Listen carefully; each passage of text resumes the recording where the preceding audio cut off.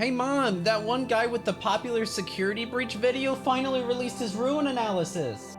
I could simply examine Ruin from the same analytical design lens, but I truly want you to be more aware of what to look out for when playing horror games and future Five Nights at Freddy's games, or FNaF for short. So my goal is to prepare you so you can no longer have the wool pulled over your eyes.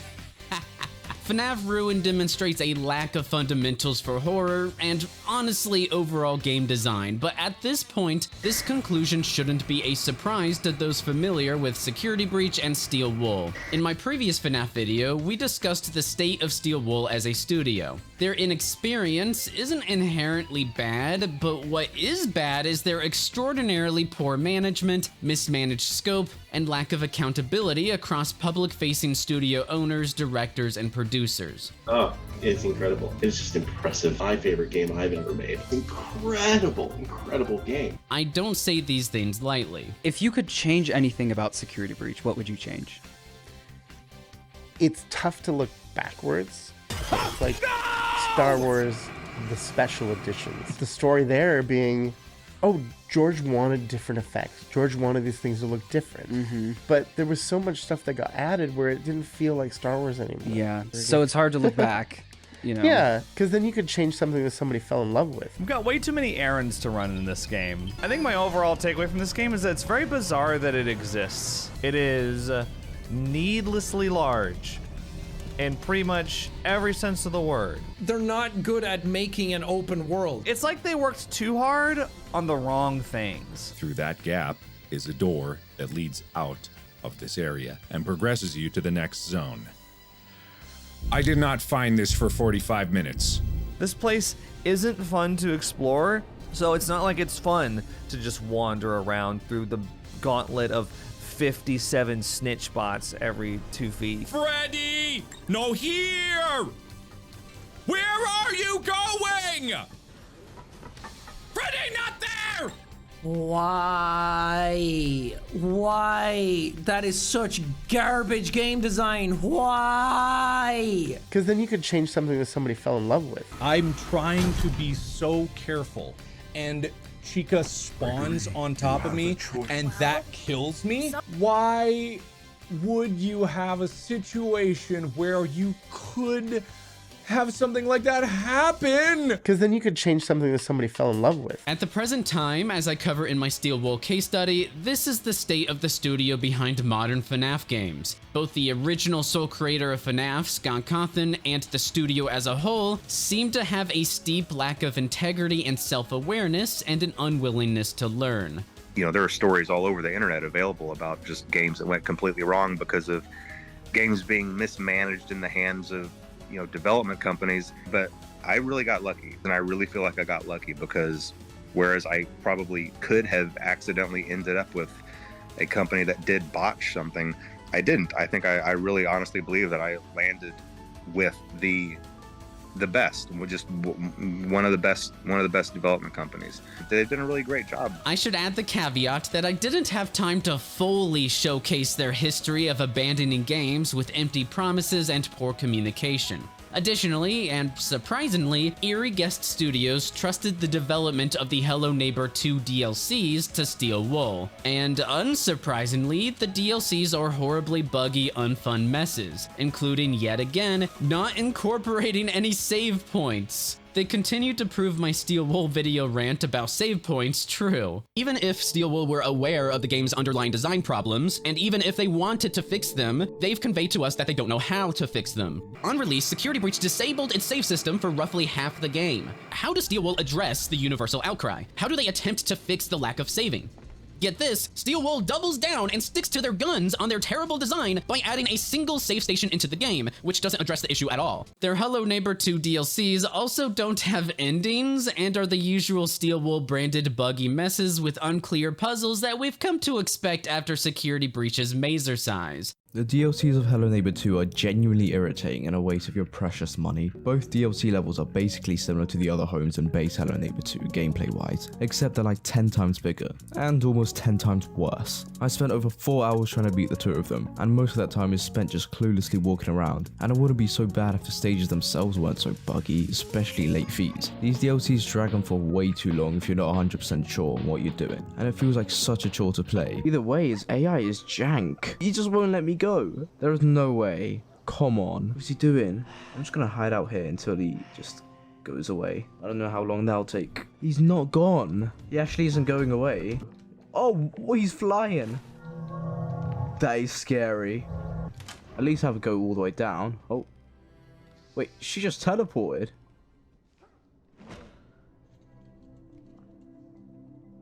What does she have that on? I looked up for a solution for this, so apparently it has something to do with your frame rate, and I have mine set to unlimited. So if I set mine to like 60, it goes so much slower. Wait, I'm gonna temporarily put it to 30 frames per second. Even though this feels horrible. Come on.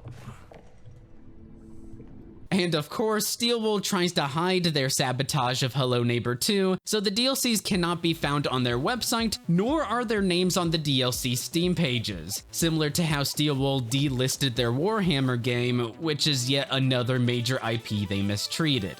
Additionally, there have been a couple of new developments since my Steelwool case study. The executive producer, who joined during Security Breach's development, has now left in the middle of the next FNaF game's development, Secret of the Mimic. So clearly something happened, but of course there's no real transparency. In my Steelwool video, I briefly showed concerning Glassdoor reviews, but since then, more employees have spoken up.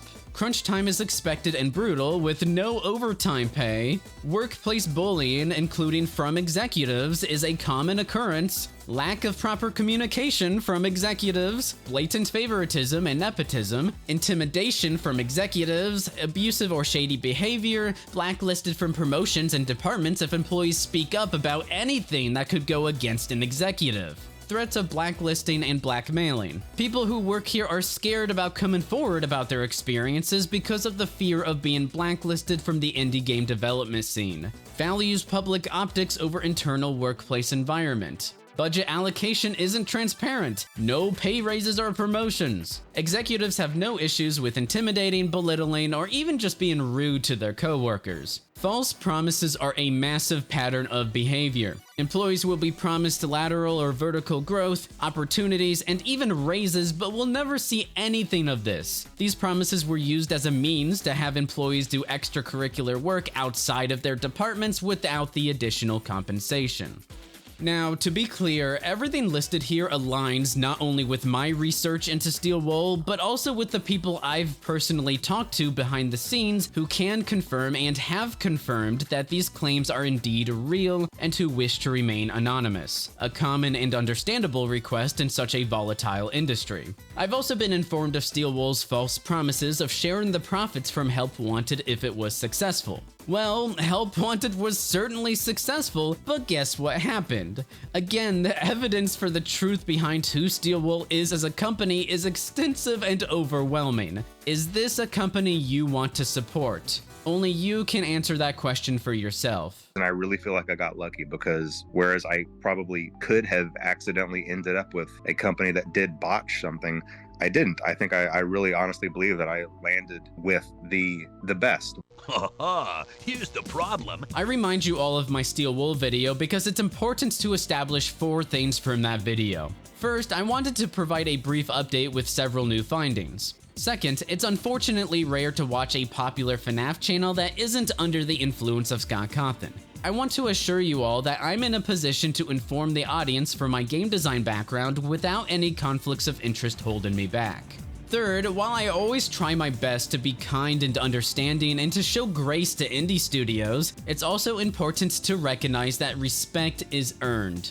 Frankly, I'm sick of the notion that Steel Wool somehow deserves 1,000 more chances when their catalog is filled with bad or mediocre titles, broken promises, poor communication, and a lack of self-awareness and accountability. They're a terrible environment to work in, according to multiple reliable sources, and the list goes on. So there's no reason we can't have fun here when confronting Steel Wool's games, even if it falls on deaf ears.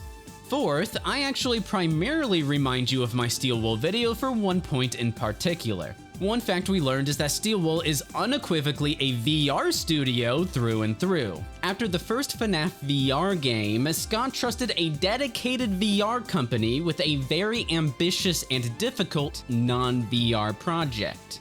Always knew we wanted to do this Pizzaplex, right? And we were talking about that with Scott. It was like, oh, it'd be fun to do a big game.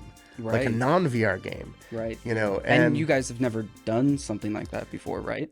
Right. I'm very careful with collaborations because I want to protect the brand. The brand integrity is the most important thing for me. Not only does their VR dedication affect their non-VR projects, but it affects their design understanding as well. What does this mean? Horror experiences in VR are very different from non-VR. In VR, the player is, by definition, present or immersed in the virtual world and experience. Because of that, VR can become a sort of shortcut or crutch for studios, so their understanding of horror fundamentals isn't as necessary compared to non-VR games. I estimate that Steel Wool falls into this trap. Being able to go into a room, have somebody with the headset on, and see them practically fall over. You know, there's nothing like it. Chica repair. Somebody's like, I'm not scared of anything. I'm not scared of anything. I'm not scared of anything. And then the roaches came out. They're like, oh, God, no. Right?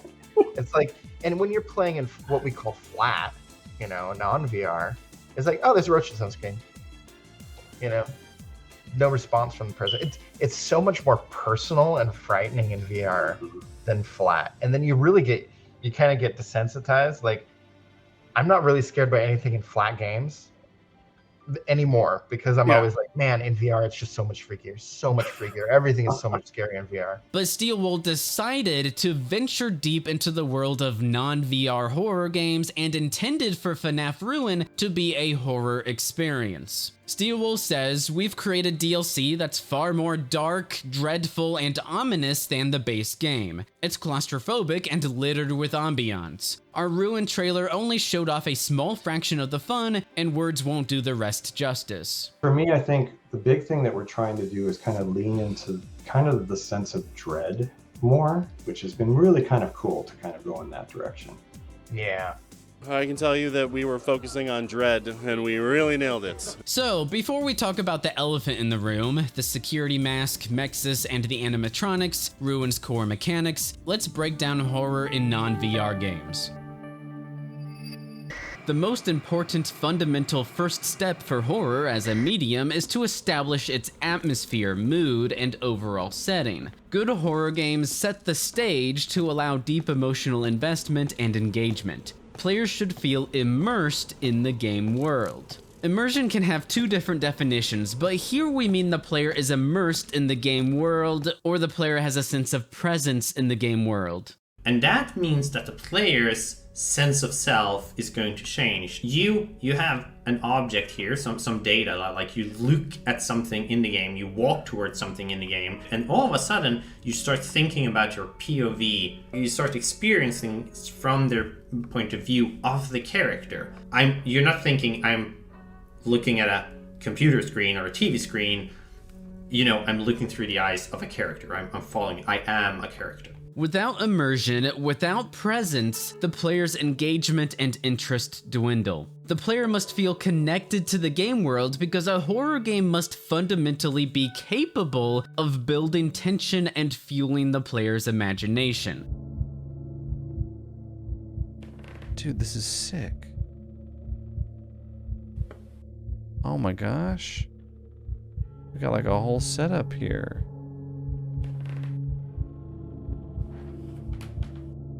Oh, wow. I don't like that. Oh, wow. So you got a lot of these, huh? More dark stains. They lead to the left. Oh, okay, I was...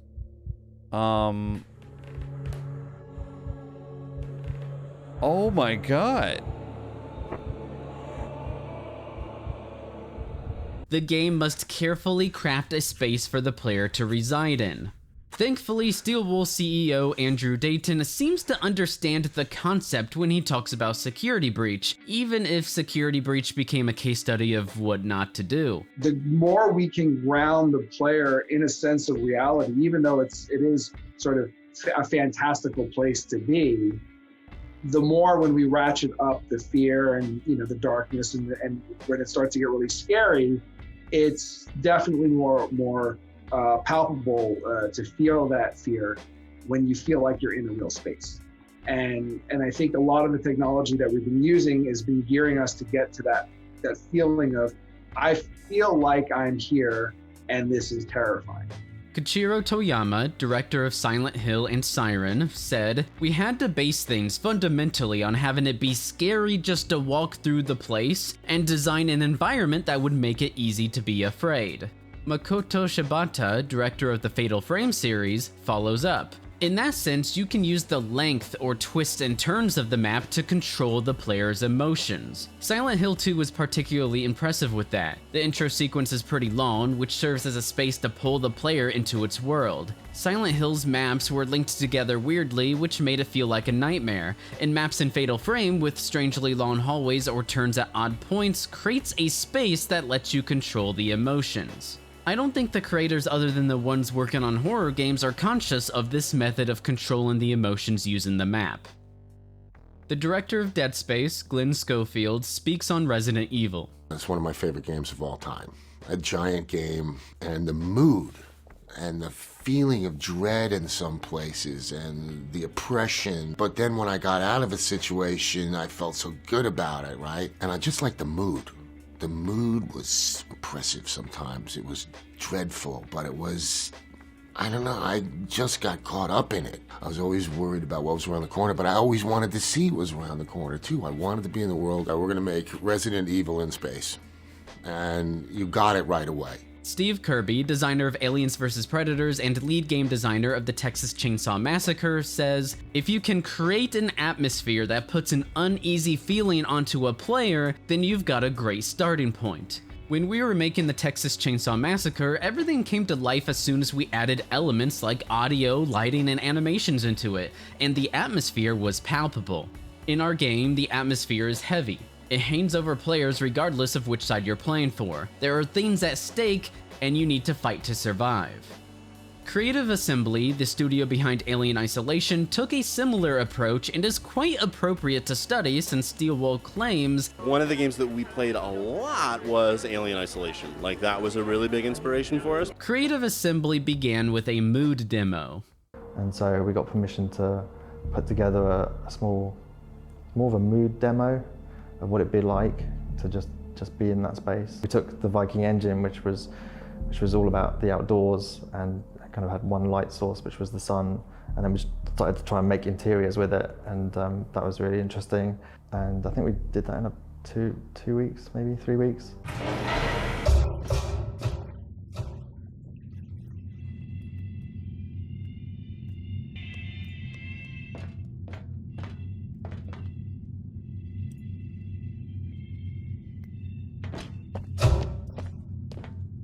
It contains all the vision of the game that we finally delivered on for Alien Isolation. We just, ripped the music stingers straight out of the film, and then the alien comes down from a hatch and kind of does the jazz hands. Got people's eyes on it, and everyone instantly got what the idea was. I think that just shows the power of getting things on screen in front of people. Everybody that saw it was enthusiastic about it, and so, that helps a lot. Alien Isolation didn't truly come together until the elements of the mood and atmosphere, including the main threat, were staged and came together. The foundation of horror had to be in place. When we were looking at kind of work in progress, the alien had to animate well, it had to look great, it had to be lit in an appropriate environment. The audio had to be there, the music would have to be there, But all of those things have to come together to create that experience. And if any of them are off or any of them are missing, which of course they are during development, then it doesn't work. And only by doing all that did we realise that's the game. That it needs every element of that, the audio, the lighting, and the AI was just starting to work then. And we were seeing people go in and play that demo, on their own behest because it was fun and it was different every single time they played it. And it's interesting that your mind it's very difficult to project what that's going to be like until all of those elements are there. As you can tell, horror is volatile. I would even argue horror is the most volatile type of game. If one piece is missing or off, it can rip the player out of the experience to a more detrimental effect than any other genre. That's it. See you soon. What do you mean, see you soon? Yeah, go phase through your door again. Let's watch it. Let's watch it. That's suspicious. All of the pieces work in harmony to set the stage, to allow the player to be immersed in the experience, and to provide the required space for the player's imagination to work.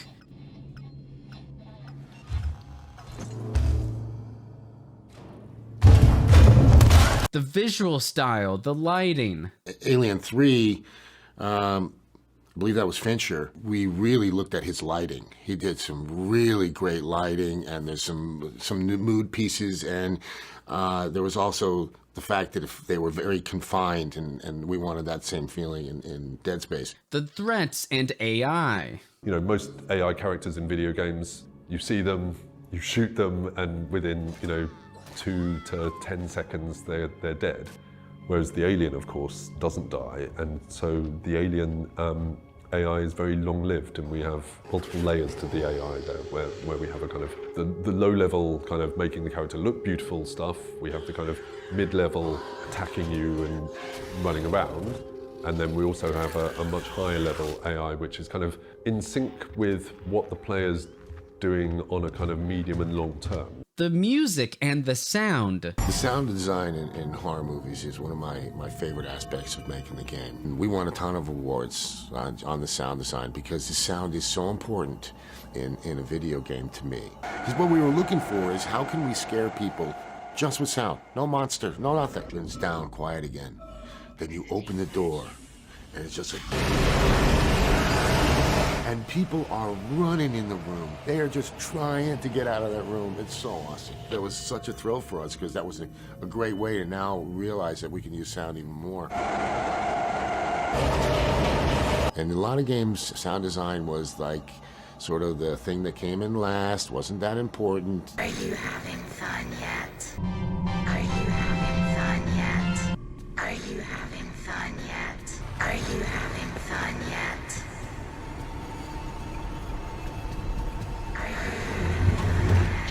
I wish they had more than one song.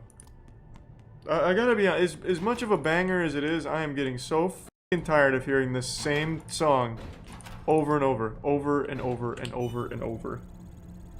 I'd take anything else. They could have played audio of Scott Cawthorn ripping ass into the mic or something, I wouldn't care, but just anything else. Wow, there's not even any music in this, it's just complete silence while he does this. Is there supposed to be like some kind of boss battle music or something while this happens? We also want horror to be balanced, a nice happy medium between not tense or scary at all and so scary that the player quits the game. Stop! Get the hell out of there! I'm trying! Shut up! No! Thomas Grip, co-founder of Frictional, known for world-renowned horror games like Amnesia: The Dark Descent and Soma, says, "You could draw an analogy between horror games and roller coasters. The basic purpose of a roller coaster is to simulate the sensation of falling. Under controlled circumstances, the experience of falling is thrilling and fun, at least for a good portion of people. But if you put someone in a barrel and push them down a cliff, chances are they will not find the experience fun at all. Even if they survive unscathed, the whole ordeal would be a horrible experience." Shabanta of Fatal Frame series fame says, "When I was making the first Fatal Frame, I thought, we'll make the next one twice as scary, but I was told that it wouldn't sell, that it was enough, and it didn't have to be scarier. I think horror games are probably like a super hot curry restaurant where you go and put super hot curry on the sign, but when it's hotter than they expected, they quickly go, it's too hot. Toyama adds, super hot fanatics and horror fanatics have always been alike. If you take it too far, you end up with something that isn't even proper food anymore. We have to remember that fear is a negative emotion. While we can incorporate fear into our games to create unique, memorable experiences, players have to be willing to engage in the first place. Good horror engages players in fear by providing a relatively safe way to deal with and experience the fear. So, when engaging with horror media, a person suspends their disbelief to place themselves in that relatively safe mindset and to willingly engage for the promise of an overall positive and unique experience that outweighs the initial negative emotions. No, come on!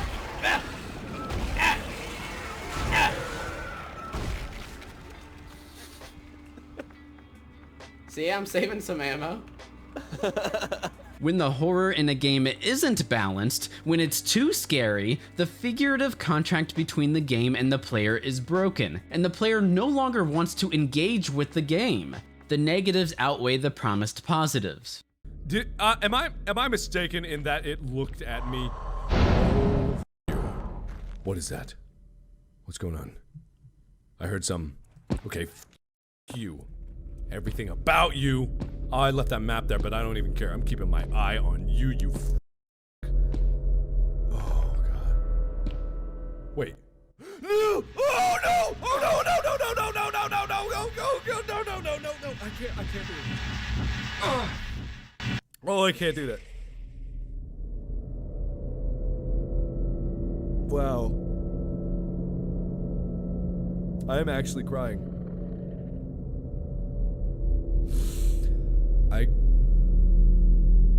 I couldn't do it. I really couldn't do it. Oh my God.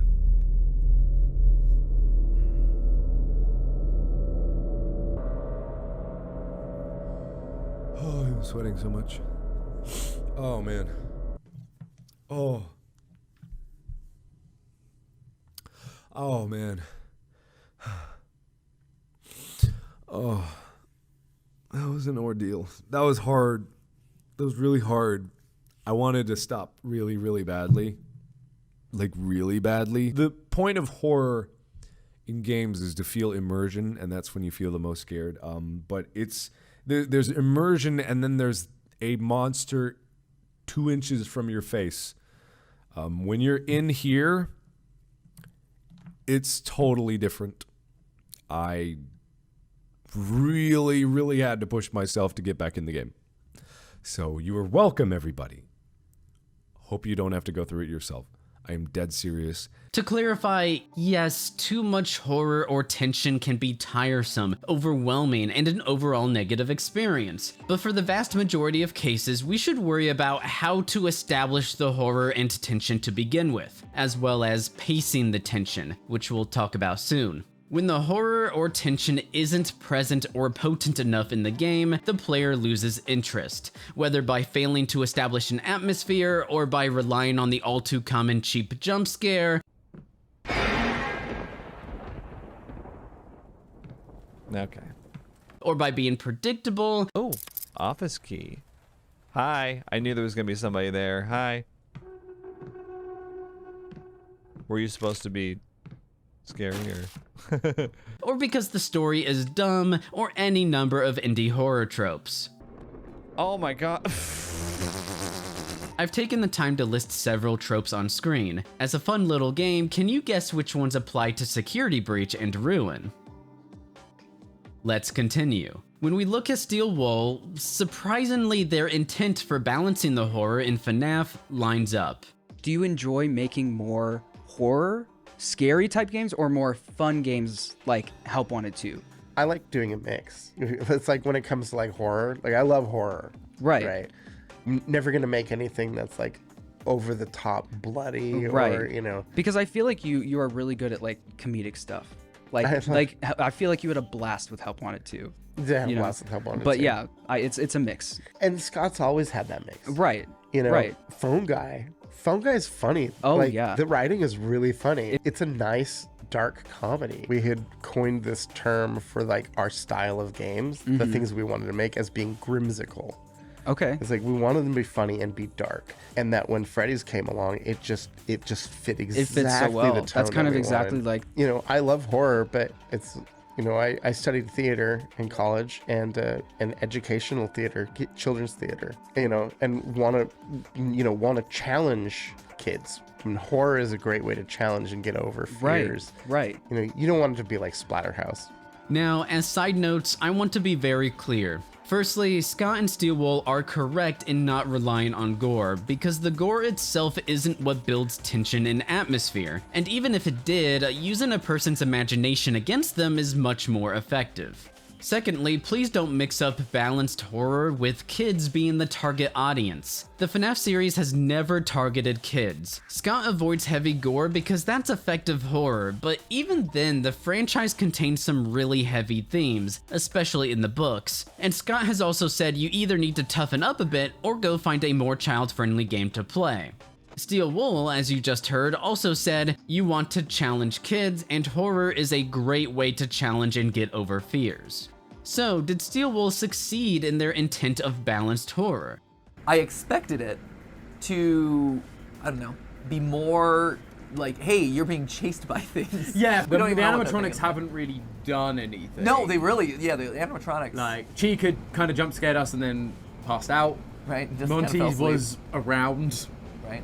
And then Eclipse thanked us and then basically said, goodbye. Yeah, he just kind of stood in the corner. Thanks for helping me. Now get out. Right. I mean, basically, that was it. Even though Steelwool doesn't know what to do when they don't have VR as a crutch to rely on, at least we know Steelwool's intent. Oh, what if we threw this in? What if we did this? And it just became this kind of ballooning, like, wouldn't it be cool if? Even just like plush trap at the end of the hall. And played around with that, and we'd put people in the headset at work, and they say, nope, take the headset off immediately. I'm not playing it. It's like, perfect. That's what we want. More of that.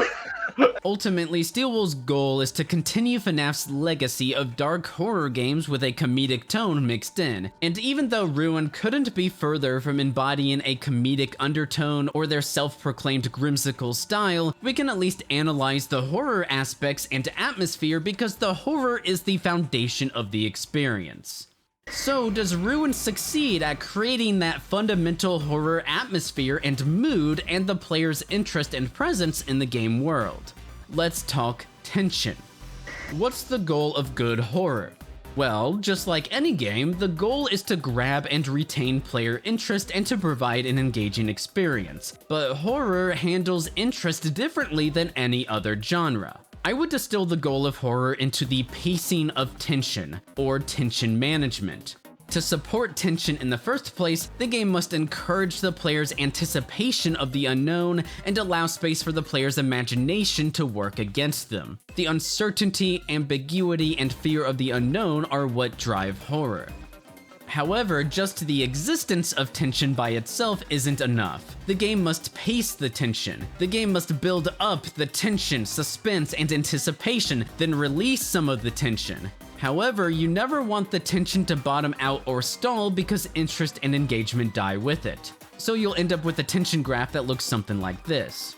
Tension management is the crux of and the main challenge behind horror games.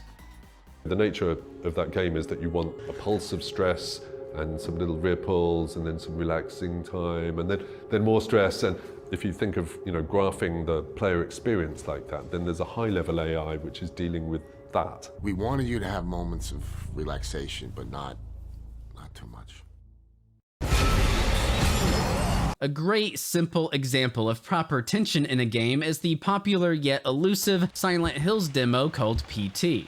We walk down a hallway, take a sharp right turn into a second hallway, and pass the bathroom, front door, and radio. Then, once we leave the second hallway, we loop back around. Rinse and repeat. It's such a simple concept, and yet games struggle to copy PT's looping system well. As we approach the corner, there's a rising tension, an anticipation of what's around the corner, and the fear of the unknown. However, we often take for granted how much really goes into crafting that experience. he was cleaning up the kitchen after lunch. His 6-year-old daughter had the good sense to hide in the bathroom, but reports suggest he lured her out by telling her it was just a game. The girl was found shot once in the chest from point-blank range. The mother, who he shot in the stomach, was pregnant at the time. For instance, PT must make the corner mean something to the player so the tension can build. PT establishes an environment, atmosphere, and world building during the first loop.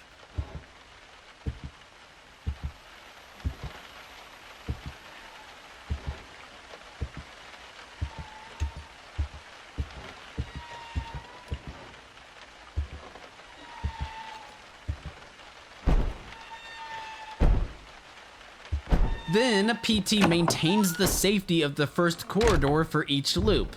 This safety is important because it directs the player's attention to the corner and the second corridor. Nothing in the first corridor diverts our attention away from approaching the corner. PT wants the player to focus on the anticipation of approaching the corner and the imagination of what lies beyond. Similarly, the game quickly establishes that the last door transitions back to the first door and crucially does not allow backtracking, or more importantly, any interaction whatsoever. Again, PT wants to keep our focus forward. Overall, PT's goal is to build the fear and uncertainty for the second corridor. PT plays into the uncertainty of the threats throughout most of the demo.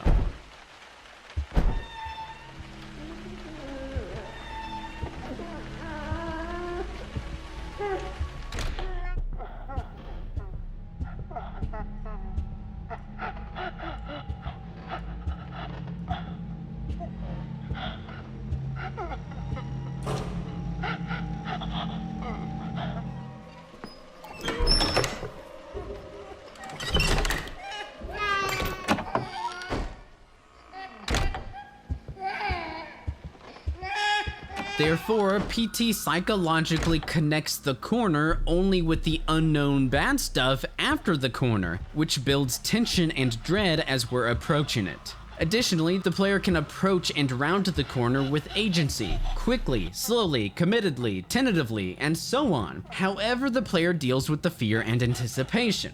Senior designer Brian Upton speaks on why most corners in games are different from PTs. There are lots of corners in lots of games. What is it about the corner in PT that makes approaching it and turning it so particularly scary? Most of the time when we come to a corner in a game, we either know too much or too little about what's around it. If it's a familiar part of the level, we know exactly what to expect as we approach the reveal. There's not enough ambiguity. Or if it's a part of the level we've never visited before, the ambiguity is so large that it's hard to converge on a specific expectation.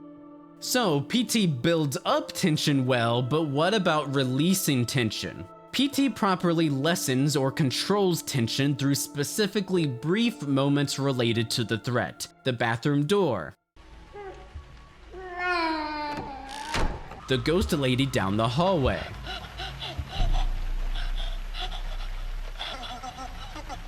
And a true rarity in games, a well-timed jump scare which is missable and dependent on player behavior. Did that happen to you? No! That didn't happen to you? No! Though the game properly encourages the player to behave in certain ways. Scene after neighbors called 911 found the father in his car listening to the radio. Several days before the murder, look behind you. I said, look. It's worth mentioning how much build-up throughout the game leads up to the jump scare, including sound design that sounds like the threat is following you.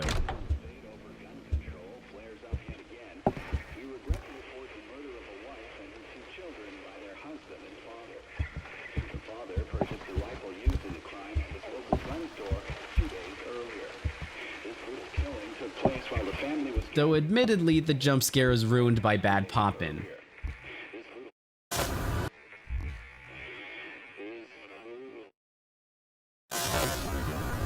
It's incredibly important that I dispel the common notion that tension must be released through jump scares. Jump scares should be used sparingly or as a punishment. But how else can a game reduce tension? Firstly, safety. The most obvious example is the Resident Evil franchise's save rooms.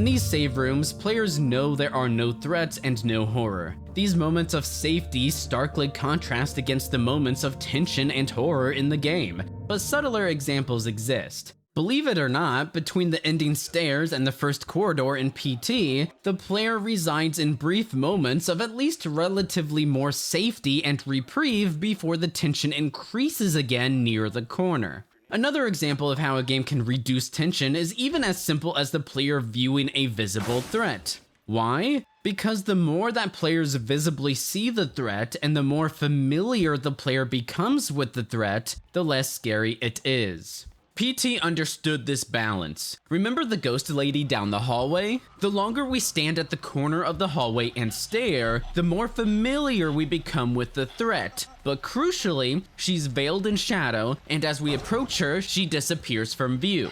The sound remains, so we know she's still there, but our familiarity with the threat is limited, then cut off, and our uncertainty increases. This is a difficult but incredibly crucial balance for horror games, between feeling vulnerable to a perceivably existing threat and being unfamiliar and uncertain about the threat. Of course, everything we've talked about isn't comprehensive, but I've outlined most of the fundamentals, and I'll be guiding you along to make sure we're all on the same page. So overall, horror games must manage and pace tension, must establish threats but also keep them as ambiguous as possible, and must still respect the player's agency through the level design and by avoiding unnecessary cutscenes. Horror is a multi-layered concoction of pacing, tension, and volatility, where if the game spoils the tension and suspense at the wrong moment, the entire game unravels. Now we'll take our understanding and apply it to Ruin. How does Ruin manage tension? How does Ruin handle threats? Does Ruin respect the player's agency? I'm not going to walk through the entire game step by step, but I think it's important that we start our analysis at the beginning. How Ruin handles the beginning really sets the tone for how the entire game plays out and Steel Wool's misunderstanding of horror.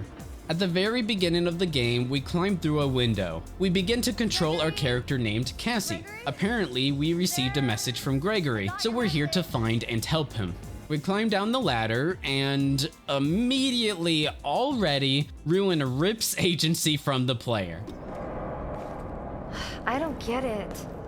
Why would Gregory tell me to come to this old place and then not be here? What is that? Maybe if I get up there, I can see better. Firstly, I want to establish what this cutscene is trying to accomplish. Steel Wool tries to establish the player's goal, as they should. We hear a distant static noise. Cassie expresses confusion, presumably about the static noise, and she wants to travel up higher for a better view. But this is where we ask the questions, is this cutscene successful, and is this cutscene necessary? The answer to both is a resounding no. Cutscenes have their time and place, but they should be used sparingly. As a general rule of thumb, a designer wants to avoid taking control away from the player if at all possible, especially in a horror game. The removal of player control reduces the player's agency and therefore presence or immersion in the game, resulting in the player distancing themselves from the experience over time. You could just jump there. I do love it when it's like, I gotta get off this thing, and then they just do it. Yeah, You're just like, okay. No quick time event, no sense of actual impending doom, no sense of actual impending doom. Oh! How? It's not stopping! Who are you talking to? Oh, I did it. You're welcome, guys. I'm just that good at games. It's quite the challenge, but I beat it. As just one example, Dead Space director Glenn Schofield understood the importance of keeping players in control. All of our big moments, even our medium moments, as we call them, were going to be interactive. The game also doesn't have cutscenes. We tell the story all throughout the game. We wanted you to just be completely immersed in this world and feel like I'm in here for as long as I'm playing. I'm in this place. I recommend you play Dead Space yourself. I'll be streaming and discussing Dead Space on this channel in the future as well, so subscribe or join the Discord community to stay informed if you're interested. Oh, text block. No! Hold on, I need to read this. dead. Reports of the exact circumstances surrounding his death are conflicted, and beyond the scope of my role, I can only support— Hold on! Why'd you interrupt me? Links are in the description below.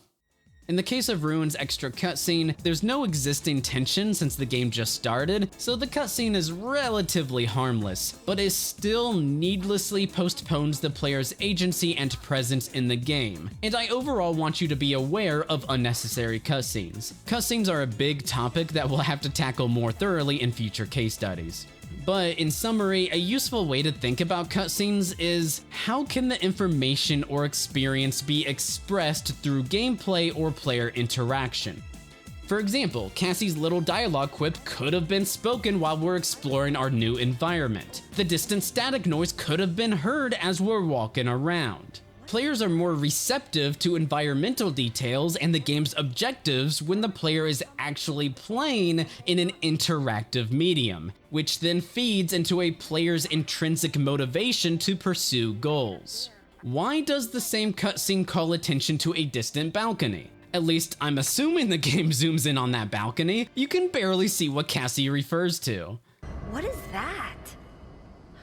Maybe if I get up there, I can see better. I didn't see it. Maybe if I get up there, I can see better. Oh, where we gotta go? If I get up there, I can see better.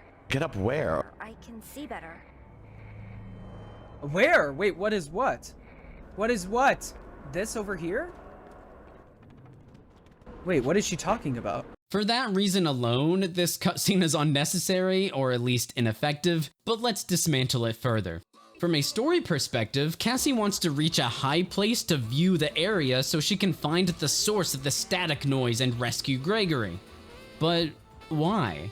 Cassie knows how massive the Pizzaplex is, so how does she think the higher view will help her in the relatively tiny entrance area? The higher view won't help her, and realistically she knows this, but Steel Wool needs to contrive a character motivation. Why did Cassie not tell her parents or the police about her missing best and only friend Gregory randomly calling her in danger? She would be so worried and possibly confused that she would try to get Gregory the fastest help possible, which is running into her parents' room and not breaking into a decrepit building without anyone knowing where she is. There are several layers of unrealistic contrived actions here.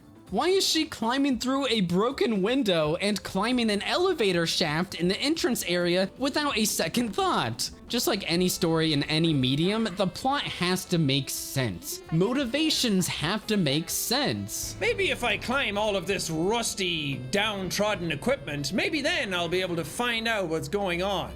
I also don't know what you stared at.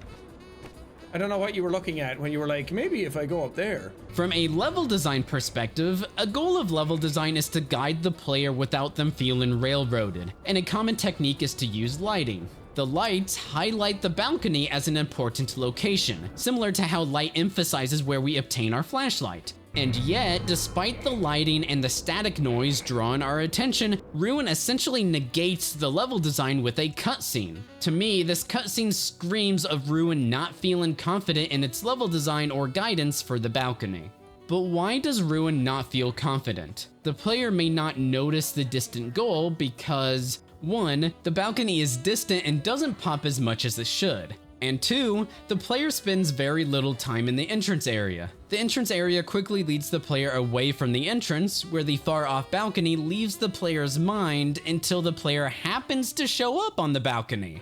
In between the entrance and arriving on the balcony lie a new item and an excessive 3 jump scares as further distractions. So theoretically, Steel Wool slapped in a cutscene to bandage these level and environmental faults. But the cutscene doesn't even rectify the problem. The reason players question what Cassie is talking about, even when the cutscene supposedly zooms in, is because the scene and framing don't work. 1. The scene contains a ton of lighting and lit up objects. 2. The banner in the top half of the cutscene is much more prominent and noticeable than anything else. It's what our eyes are drawn to. What is that? Maybe if I get up there, That's what? I can see better. I didn't see it. Pardon our mess will be back soon. 3. The sliver of darkness between the foreground objects and the banner takes up such a small portion of the screen, but that's where the game wants us to look. And 4, the lighting on the balcony isn't as bright or noticeable compared to other objects in the cutscene.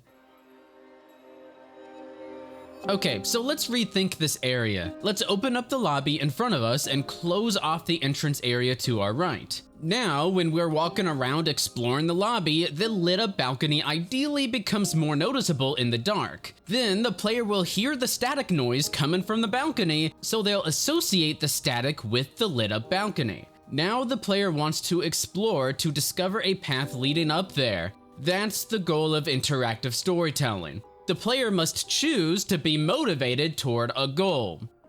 Once the player chooses to be motivated toward a goal, we can attempt to reinforce the goal through simple details, such as hearing the distant walkie-talkie static throughout our side trip, or opening up this window in the side room here so the player can see the lit up balcony during the trip, not only to remind the player of their goal and motivation, but also so the player can visibly see progress toward their goal.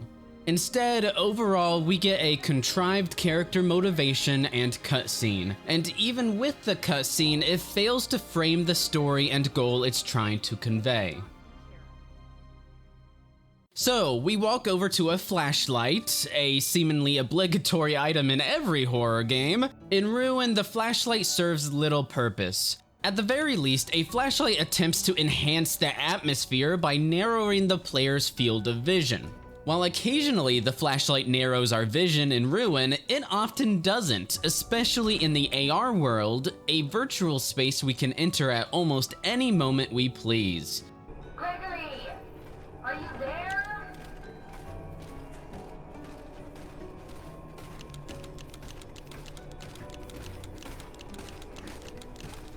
At least they give you something to do while you're playing a waiting simulator.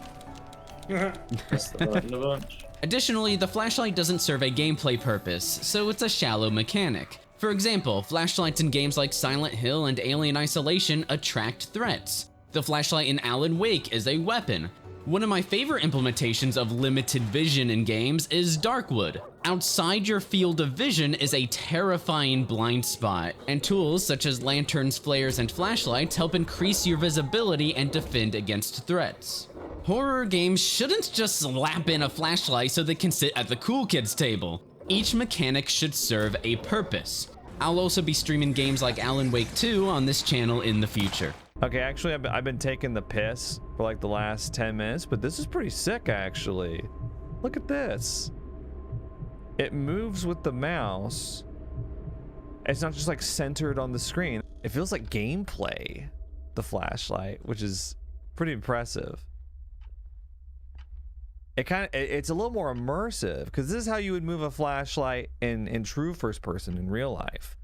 You know, it wouldn't just be stuck to the center of the screen. Additionally, the flashlight takes way too long to collect. Why is this taking so long? All right. Later on, collecting the Faz-Wrench takes an excessively long time as well. A Faz-Wrench? And oh my gosh, it's so painful picking up anything in the game, like it's trying to fight against you for daring to play. Thank you. One reason why something would require a lengthy input from the player is as a confirmation feature. That is, we don't want players to accidentally do something they don't want to do. That's a usability point for start, not auto skipping, which a lot of games do. Yeah, being able to pause cutscenes is very nice to have. Because what if you're literally in the middle of a cutscene and then somebody walks in? But I'll give it 2 positives for usability, because it doesn't auto skip when pressing A or start, if start would work. Continuing is instant, but skipping is not instant, and that's key. It actually requires you to hold it to skip. Yep. That is a big usability plus as well. So that's a net positive of 1 point for usability. Let's go. It's finally getting ahead a little bit. Oh,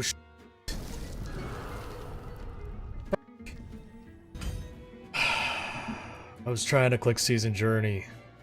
That is sneaky, dude. Obviously, a confirmation feature doesn't apply to picking up objects in Ruin. Another possible reason for a lengthy input is that the action should take longer for either thematic or gameplay purposes, like spinning a wheel, although you'd want to consider an analog system instead, like spinning a wheel in Amnesia. We could argue that the action of disabling nodes in Ruin should take time. We'll come back to nodes, but again, picking up objects should definitely not take an excessively long time. And unsurprisingly, the lengthy hold prompts have been an issue since Security Breach. Why, though? Why do you have to hold E on it for so long? I don't know.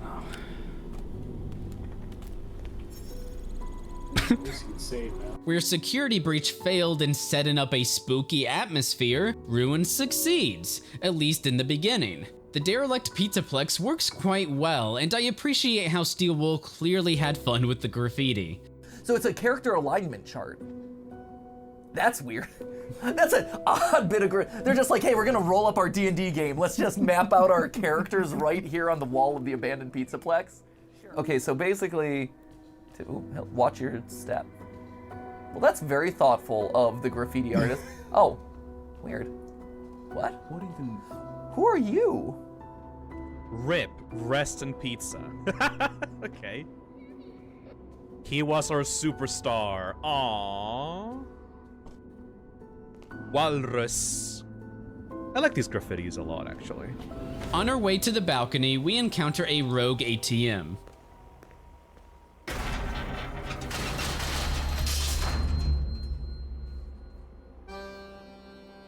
There are several reasons to remove this machine from the game. 1, it's a cheap startle or jump scare, which relies on pure shock value. 2, it lessens tension rather than builds tension, and for no meaningful payoff. 3, speaking of payoff, the machine doesn't build up tension from a potential threat or anything related to the player's fear of the unknown, unless the Pizzaplex is suddenly haunted by a spooky ghost who pushes ATMs downstairs in its free time. 4, there's no reason for Cassie's small presence to trigger this event. Is she some kind of heavyweight bodybuilder stomping up the stairs? 5, clearly many teenagers have already been here because of the graffiti, so surely the machine would have toppled by now from other people. 6, and lastly, the high-pitched ringing sound is also silly. So what might seem to be a short, spooky scene actually comprises several negatives without a single positive. Right up the stairs, we encounter yet another jump scare. I guarantee you that robot's gonna be Yep. There shouldn't be back-to-back jump scares within a few seconds of each other, but at least this one is meaningful because back in Security Breach, the security bots used to roam the Pizzaplex with flashlights. The jump scare is also well animated and has good sound design. My only gripe is it would have been more organic and interesting if the player obtained their flashlight from this security bot rather than the bot awkwardly shoved into a wall in the entrance area. But regardless, hopefully you can already tell the difference here between okay jump scares and bad ones. One incorporates sufficient narrative and sound design, while the other fails at both. Maybe 30 seconds later, and I'm not kidding, there's another little jump scare moment. 3 back to back to back. Like Ruin is some clearance bin horror game and not a $1 million franchise.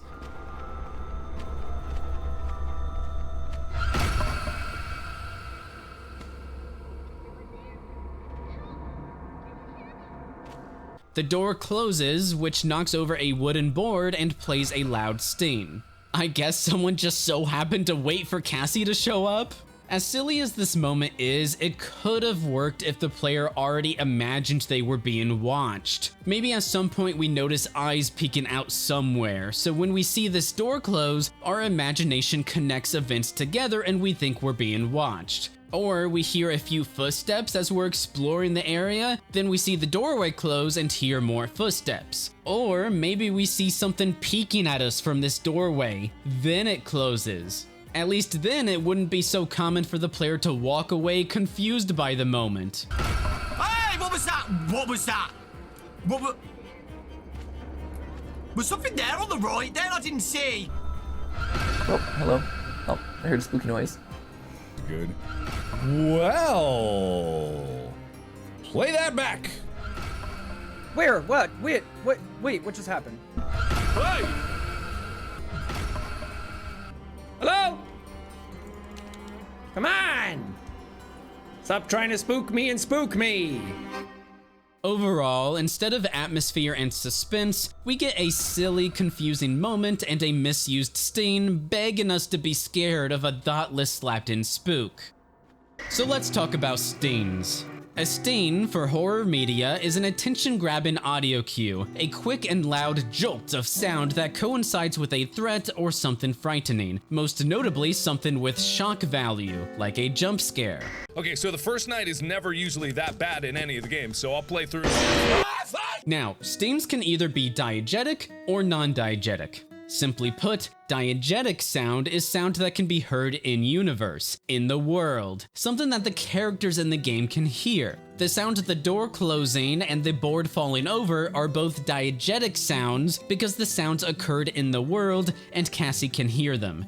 But the loud sting is non-diegetic. A non-diegetic sting is also called a scare chord. Cassie cannot hear that scare chord because it's detached from the world.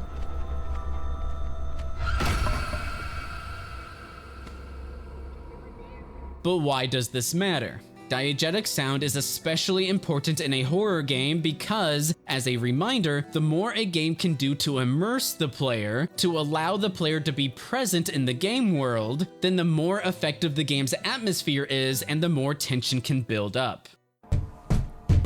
What the f? No. I'm not doing that. Are you kidding me? The f is it coming from the basement? F I don't want to do this. This sucks. Don't make me go the long way.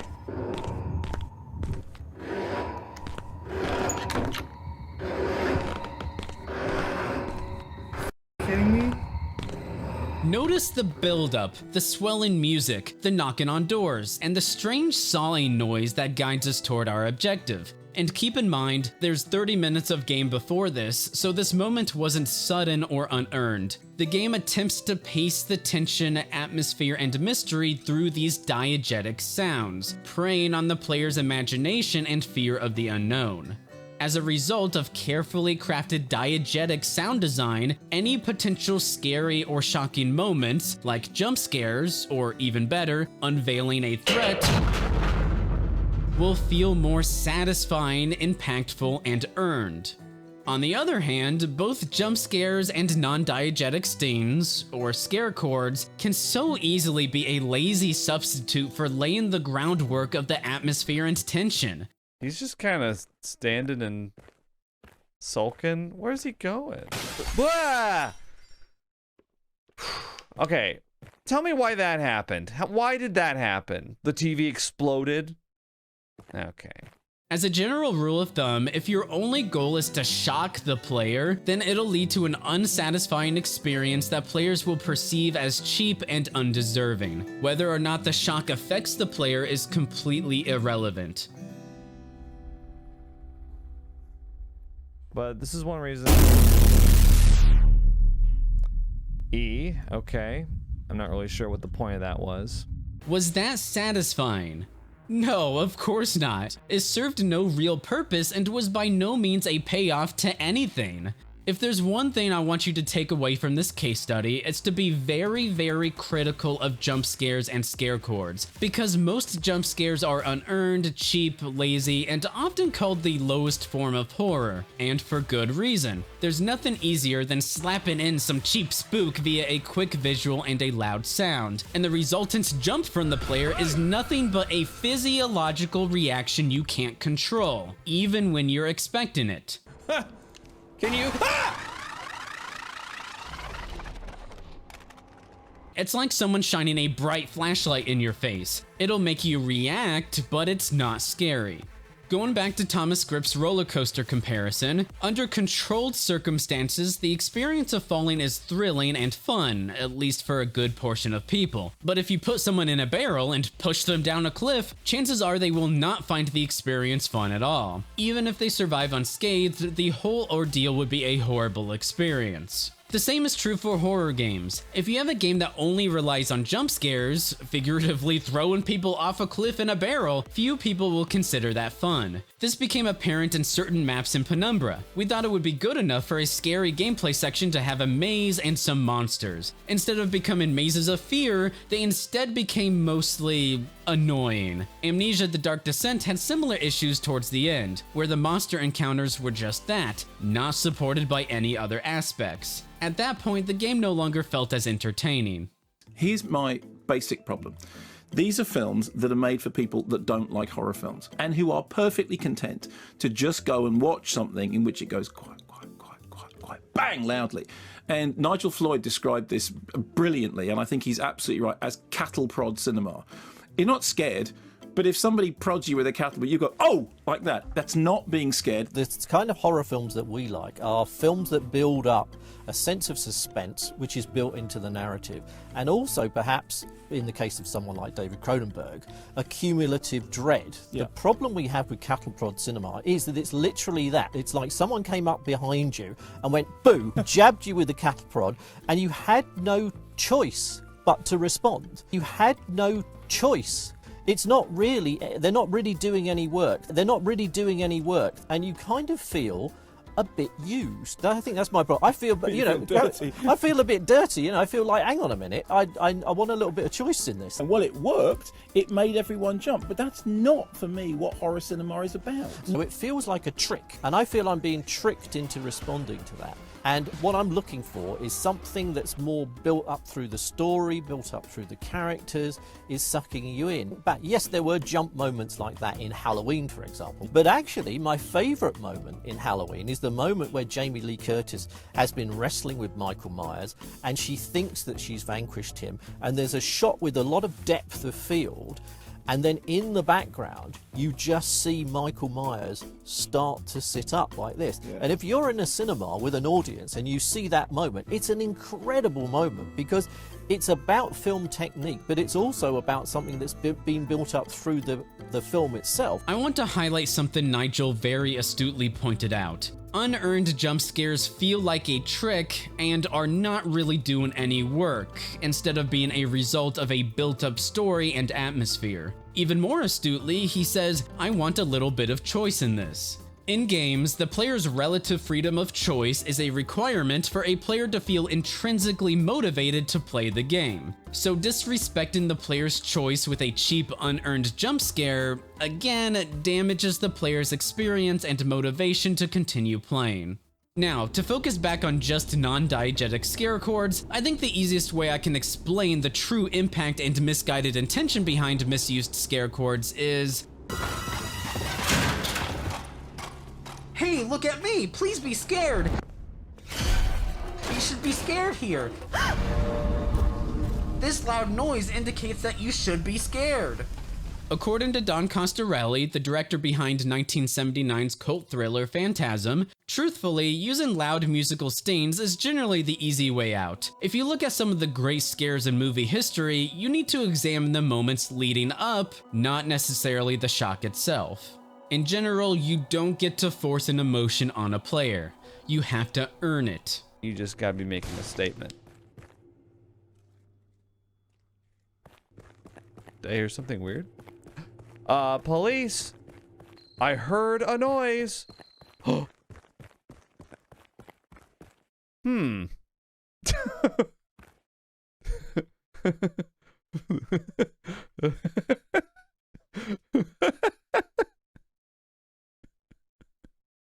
Okay. Well, it just exploded into raspberry goo. Overall, whether in movies or games, scare chords must be handled with care. The emphasis shouldn't be on the shock, but on the tension, the atmosphere, and the sound design. Games take it a step further than movies because games introduce interactivity and therefore a whole new avenue of presence within the world. Therefore, games emphasize and benefit from diegetic sound design more than any other medium. The goal is to focus on the moments leading up to a potential scare, and if a sting is present, it's ideally diegetic.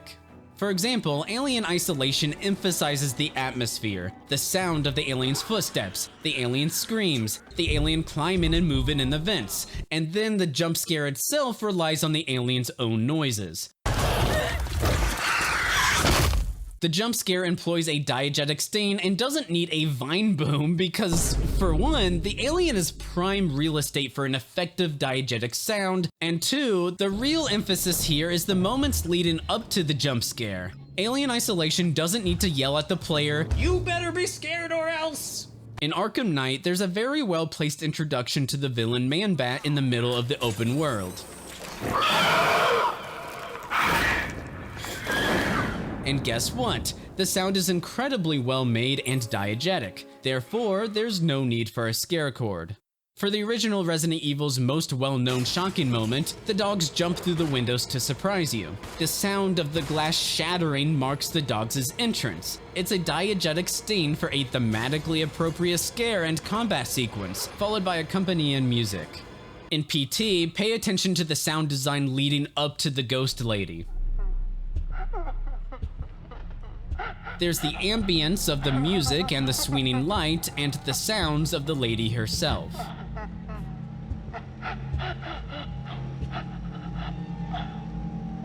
Then the lights turn off. The sounds continue until we reach the spot, then the lights turn on.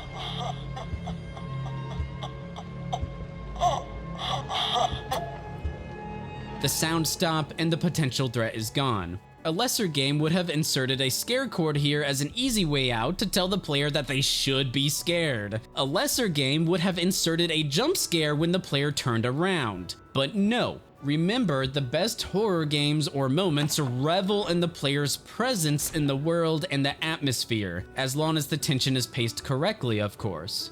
Now, while I would argue non-diegetic stings, and jump scares for that matter, are typically misused, that doesn't mean you can't use non-diegetic stings. The entirety of PT is diegetic, but the biggest jump scare incorporates a non-diegetic sting. However, that scare chord doesn't overwhelm the other sounds, the emphasis still falling on the diegetic sounds of the struggle, the crack, and then the disturbing sounds thereafter.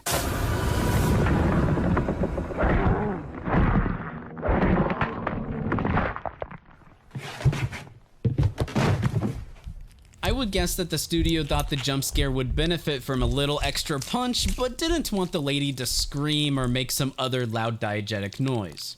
And just to be thorough, yes, even though diegetic is preferred, it can be just as cheap and unsatisfying if it's low quality, or exists only for shock value, or is otherwise misused.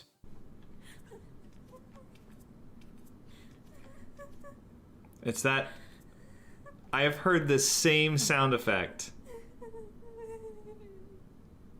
in so many games.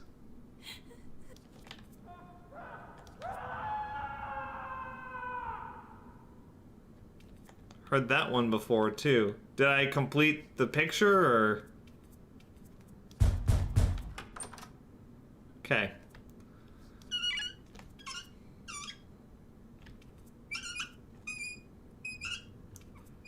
I could probably go without hearing that ever again, thank you. Not because it's scary, because it grates my ears. When we look at the FNaF series, the jump scares typically fall under lower quality with looping animations and a single one-size-fits-all sting. However, the stings are at least reasonably diegetic, though if we're being honest, their memorability is mostly nostalgia speaking. However, if we bring back our discussion on the foundation of horror, such as tension, atmosphere, and fear of the unknown, the first FNaF game succeeds. People remember FNaF 1 primarily for its effective atmosphere, for its buildup of tension, definitely not for its jump scares and stings. I'll link a video about FNaF 1's sound design in the description. But does a good jump scare with high quality sound and effects enhance the game? Of course! As a quick example, I'd like to compare FNaF's generally low-quality, silly jump scares with a fan game, because quite frankly, FNaF fan games are often higher quality than the mainline games. First, FNaF's silly jump scares.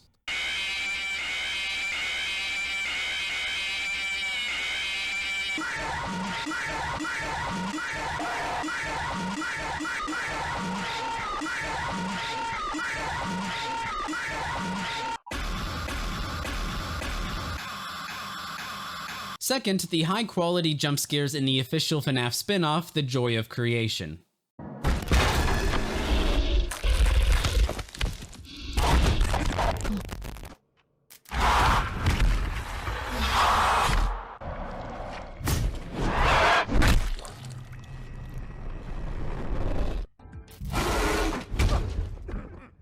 Nixon's diegetic sounds and Coco's animations are not only well executed, but also unique for each jump scare, and the rare non-diegetic sound enhances or progresses the scene, never overpowering the diegetic sounds or impact. Obviously, one is better than the other. However, a jump scare, or anything intended to shock players, will always be meaningless and unsatisfying without the build-up. I'm sure you get the point by now, but I'm trying to drill in these fundamentals, so thank you for bearing with me. So, now that you have a better idea of what to look out for, you may begin to understand and recognize when a horror game is effective. So let's play a game. We'll continue to walk through Ruin, and along the way, we'll check each notable moment against a checklist of concepts or heuristics we've either discussed or alluded to. Let's step through the same moments and jump scares from earlier and now see if you can spot the problems. From the beginning, the story, character motivations, and the player's goal couldn't be more nonsensical and break our suspension of disbelief. Cassie, you deserve whatever's coming to you if alarm bells aren't going off in your head right now. Big, giant, abandoned pizzaplex. When we climb down the ladder, the game already removes our agency and fails to sufficiently establish a goal. Cassie's little dialogue quip and the distant static noise could have been heard as we're exploring our new environment. The other 4 heuristics don't yet apply. The storytelling and atmosphere improve as we move through the environment, between the rundown pizzaplex and how teenagers vandalized the inside of it. For agency, it's at least reasonable for the player to feel like they're exploring for the pathway that leads toward progress, even if the goal might feel confusing or nonsensical. We proceed to the Jumpscare Trio. The ATM is clearly a cheap startle and isn't a payoff from anything. Pretty much every on-screen heuristic fails here because the cause of the ATM toppling isn't related to Cassie or any potential threat, or really any possible explanation for that matter, so it pulls the player out of the experience, it reduces tension without any contributions toward the atmosphere or otherwise suspense, and the high-pitched ringing sound occurs way too early halfway down the stairs and tries to cover up how silly and arbitrary this moment is. Additionally, there are no player consequences for standing in front of the falling ATM, which creates yet another dissonance between the player and the game. 0 out of 10. Cool. Oh!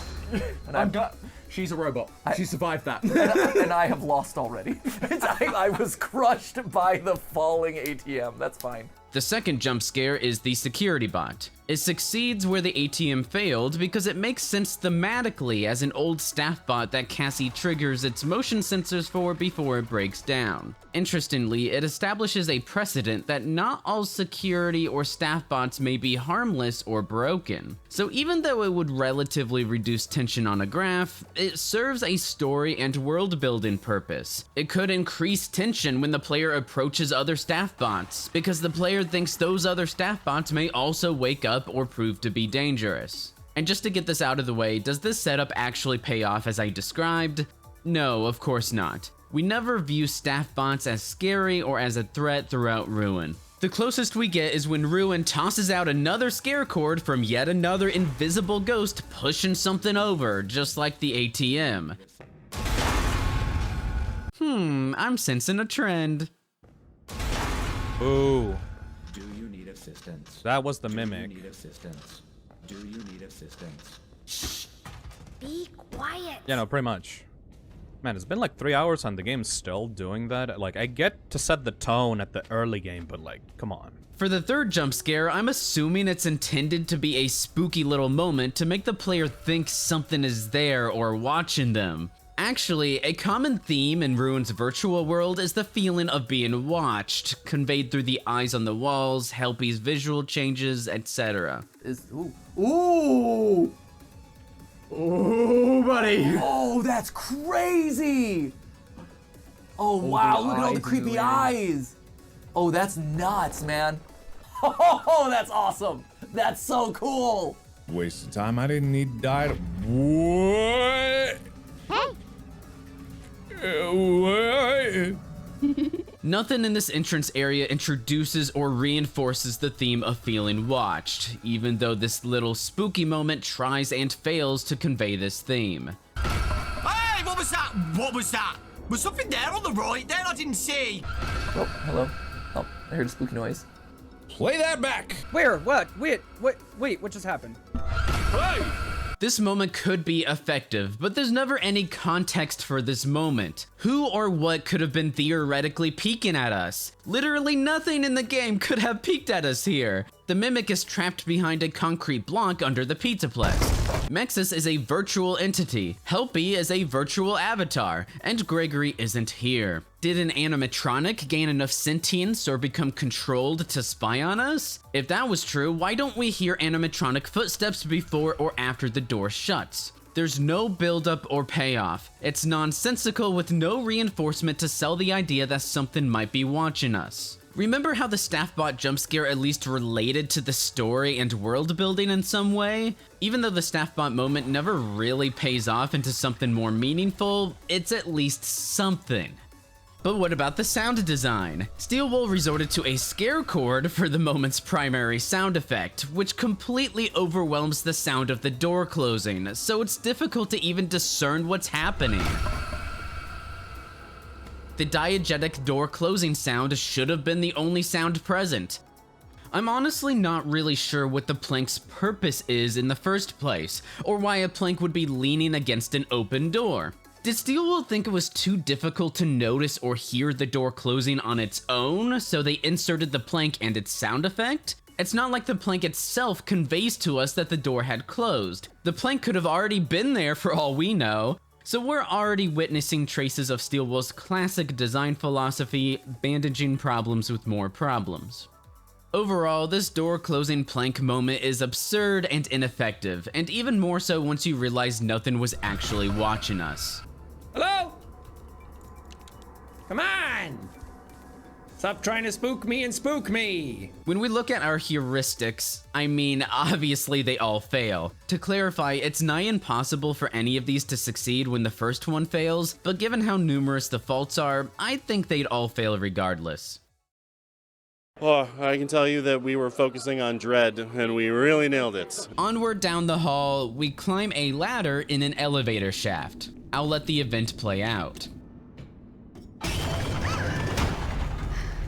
Okay, so first off, this is the 4th jump scare within the past minute or so in the game. Ruin throws any semblance of tension management and overall pacing out the window. If Ruin intended to build tension as it should, it has the subtlety of a cymbal monkey. If Ruin intended to startle or shock the player, most of the moments have been unearned or don't pay off. Secondly, the visuals. What did you notice? Probably not much because the scene occurs so quickly. Additionally, it often runs poorly, which we've come to expect from Steel Wool. Okay, that was kind of janky. That was a bit too janky to be scary. The game seemed a little bit confused. Sure wish I could have seen that. So what I'm gonna do, I'm gonna turn it down just a bit, just a high. But 24090s clearly isn't enough. For context, the 4090 graphics card was the highest consumer grade card available on the market, and Mark has 2 of them in his computer and somehow can't run Ruin with ultra settings and ray tracing. I don't think I need to spell out how unbelievably ridiculous that is. The performance of this game was terrible when we first played it, and it looks like it still has some of the same issues, so hopefully it's not too bad. It's not my video, it's just the game, so apologies for that, but I can't do much about it. And for our second visual observation, it's a cutscene, so cross out agency. Again, not every cutscene is bad, but so far Ruin abuses them and doesn't attempt to retain the player's control during moments intended to be spooky or to build suspense, no matter how badly some of the influencers mentioned earlier want you to believe it's spooky.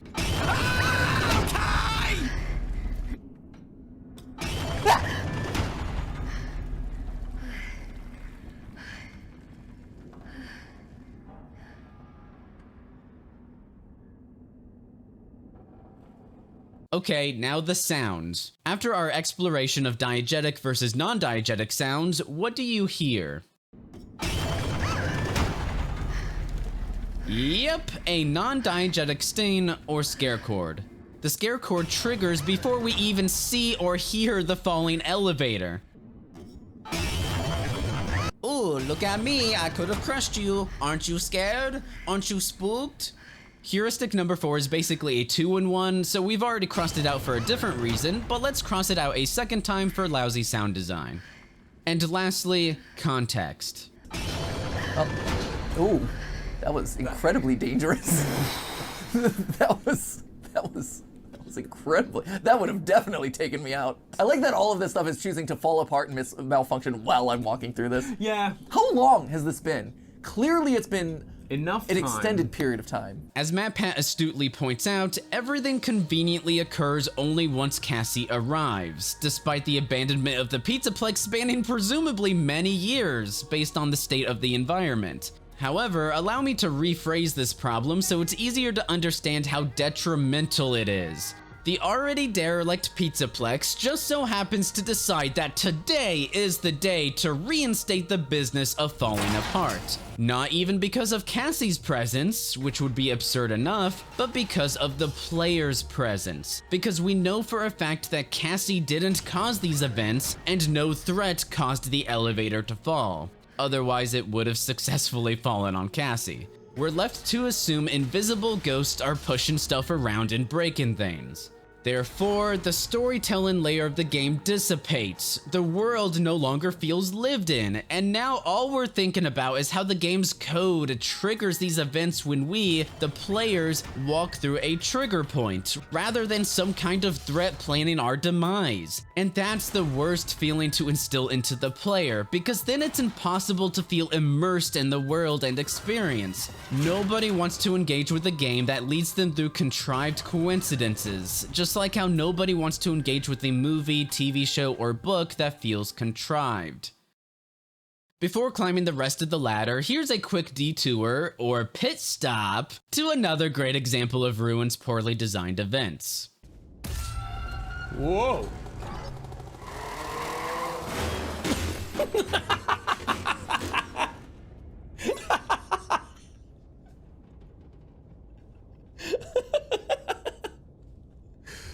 Oh, you fucking dumbass. That's like the section in Layers of Fear where the kid runs into the wall and starts crying.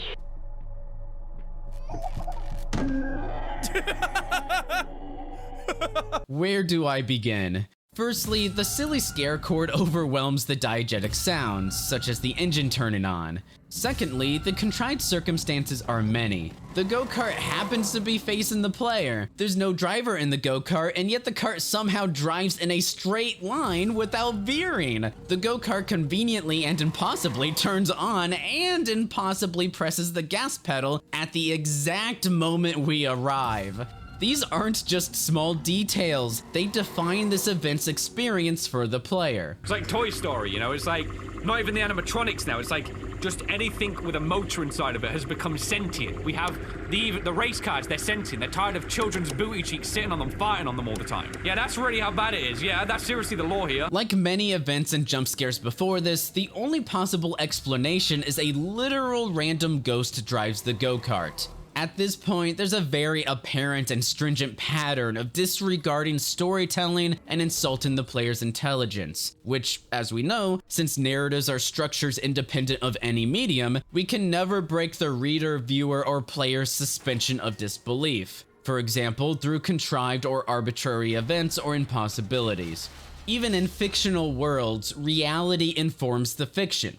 Unless Ruin establishes invisible ghosts as antagonists in its fictional world, at which point we'd instead discuss the effectiveness and relevance of the ghosts in the story and gameplay and its relationship to the game's core theme. Yeah, that's really how bad it is. Yeah, that's seriously the law here. The events in Ruin related to ghosts are arbitrary. The ghost who cut the elevator's cord, the ghost who pushed the ATM down the stairs, the ghost who closed the door and knocked over the plank, and the ghost who knocked over the shelving unit.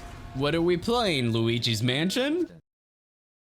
Thirdly, why is this event introduced in a cutscene? Notice how there's a single narrow path leading into the go-kart area. This is good level design because the player is already looking straight ahead where the designer wants them to look.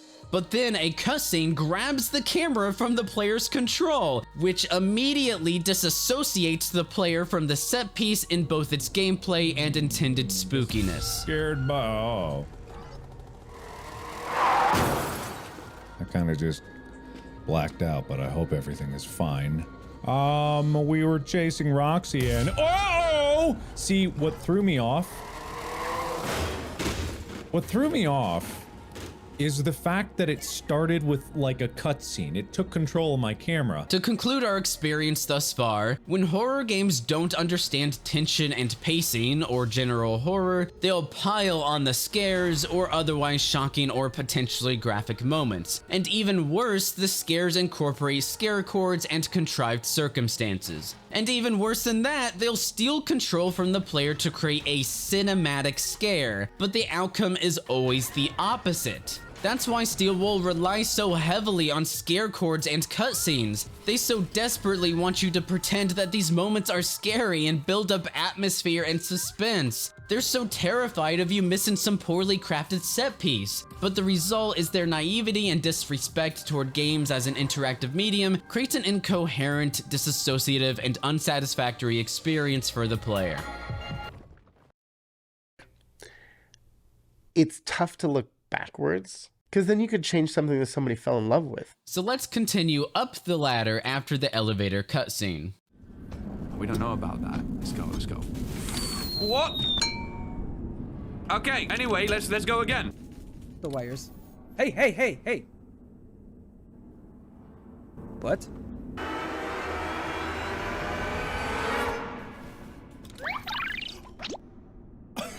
Oh, and it begins!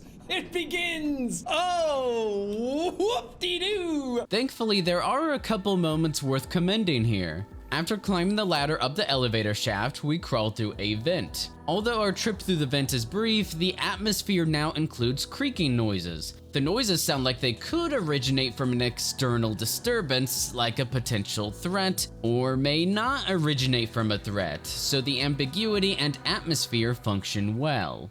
Low clearance, watch your head. What about if I don't want to? What about if I want to get the authentic experience where I bang my head up, bro? You know, what about if I want... Hold up, this... Don't... Just don't introduce them!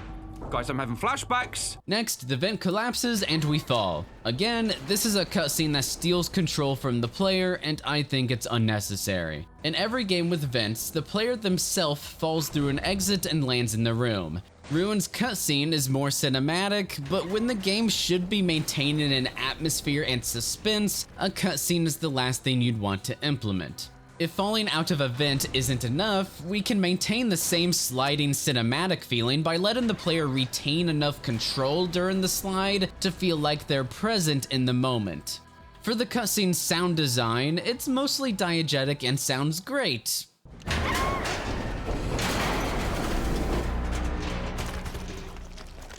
Except for the strange non-diegetic foghorn. Play that back!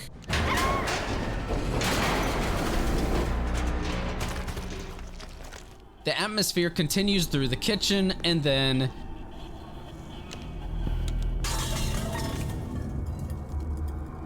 This is one of the only decent startling moments in Ruin. The sound is mostly diegetic, other than the foghorn. We can't see the area where the noise originates from, so it's ambiguous, and it's reasonable to feel like a threat could be lurking.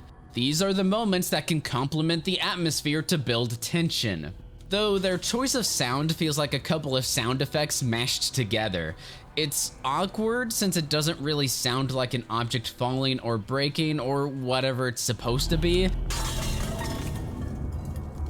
And I'm guessing the sound effects ran together so it produced something louder than it should be.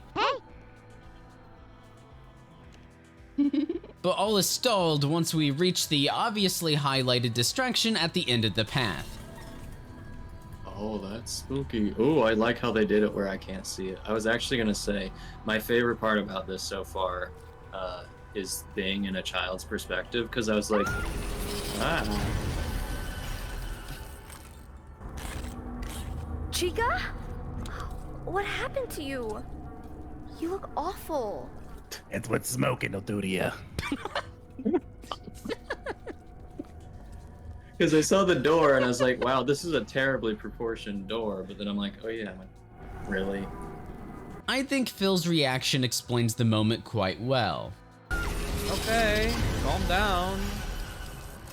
Chica? What happened to you? You look awful. Cassie doesn't even give a shit. Okay, that's like the 5th like cheap jump scare you've done in a row. Can you please stop doing that? Is this game just gonna be walking around like seeing set pieces? Alright. Okay, one step at a time. It's reasonable to see Chica in the kitchen because the Bellins who programmed her in-universe included a malicious proclivity to eat trash and pizza.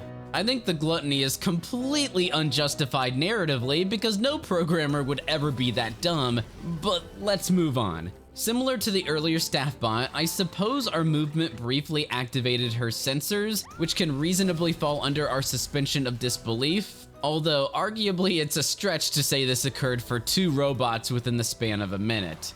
So maybe I'm giving them too much credit. No agency because it's a cutscene jump scare for cheap cinematic fluff whilst also disrespecting gameplay. I don't know what to do with tension management at this point, since thus far the spooks have been ill-considered, back-to-back without any pacing to speak of, and often filtered through cutscenes, so we'll just keep the big ol' X on it until Ruin tries. To help convey how poorly paced Ruin is so far, you can tell just by our step-by-step through the game, and I hope it's been helpful and easy to follow, but think about this. The lessons about pacing, attention management, and limiting jump scares were learned all the way back with Amnesia: The Dark Descent. As an example, let's take 3 horror movies I consider to be at the top of their genre: Alien, The Exorcist, and Ringu. All 3 movies deal with very different subjects, have different styles, and are overall different from one another. But there is one thing they have in common: they all have very few scares in them. Instead, each movie is mostly about the characters, the discussions, the anticipation of the horror, building up the atmosphere and the dread of things to come. Very little time is spent actually facing the horror. When we first made the study section of Amnesia: The Dark Descent, we implemented a ton of jump scares. Books fell down from shelves, doors banged, piano started playing, and so forth. But as the map became more complete, it felt like something was off. So we reduced the scares to just a couple, and instead focused on letting the player learn the castle's mysteries. At first we were afraid this would make the level too boring, but as it turns out, spacing the scares apart made players much more scared than previously. Now, bear in mind, Amnesia released in 2010 and kickstarted the indie horror boom and reinvigorated even AAA horror around the time of Resident Evil 5's poor reception. So essentially, in the indie horror space, these lessons were studied and discovered from the beginning, similar to how Japan revolutionized horror games in the 1990s. So it's not like Ruin is trying to innovate here. It's simply failing to understand horror, to put it nicely, but it somehow gets much worse. But first, more Chica. The jump scare's most prominent, multi-layered sounds are non-diegetic, even if the underlying sounds of Chica shutting down sound good. Play that back! This moment screams of desperation for the player to jump from the loud sounds. Again, the player's reaction is simply physiological and not from any real payoff. Now, the last 2 heuristics are where we run into an interesting consideration, so let's talk about familiarity and imagination. In horror, you want to use the player's imagination against them as much as possible by keeping the threat and dangers ambiguous. Thomas Grip, again of Amnesia and Soma fame, explains this fact from his own experience. A big part of horror takes place inside a player's head, and by fueling their imagination, we can turn a cozy village into a place of terror and despair. Looking back on which areas worked in Penumbra, this component became apparent. The most loved environments were those where players could use lore and environmental clues to fantasize what happened and what could happen. The expansion, Penumbra Requiem, lacked a lot of this background information, so despite us designing some of our best puzzles and implementing interesting visuals, Requiem was received quite badly. In an interview involving Nintendo's late CEO Iwata and 2001 Fatal Frames producer and co-creator Kikuchi, they explained the fear of the unknown quite well. The scariest things are in your own head. Right, we thought that rather than directly showing grotesque images or other depictions, it's scarier when you're imagining scary thoughts. Not something you actually see, but the thought of what you find scary possibly popping out at any moment is much scarier. The players subconsciously complement in their own head what is difficult to see or hear.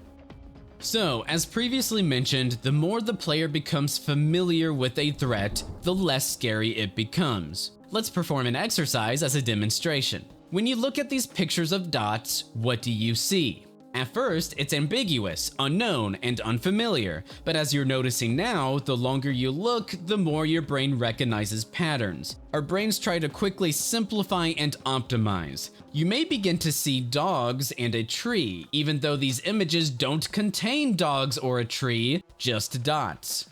And once you see these objects, you can't unsee them.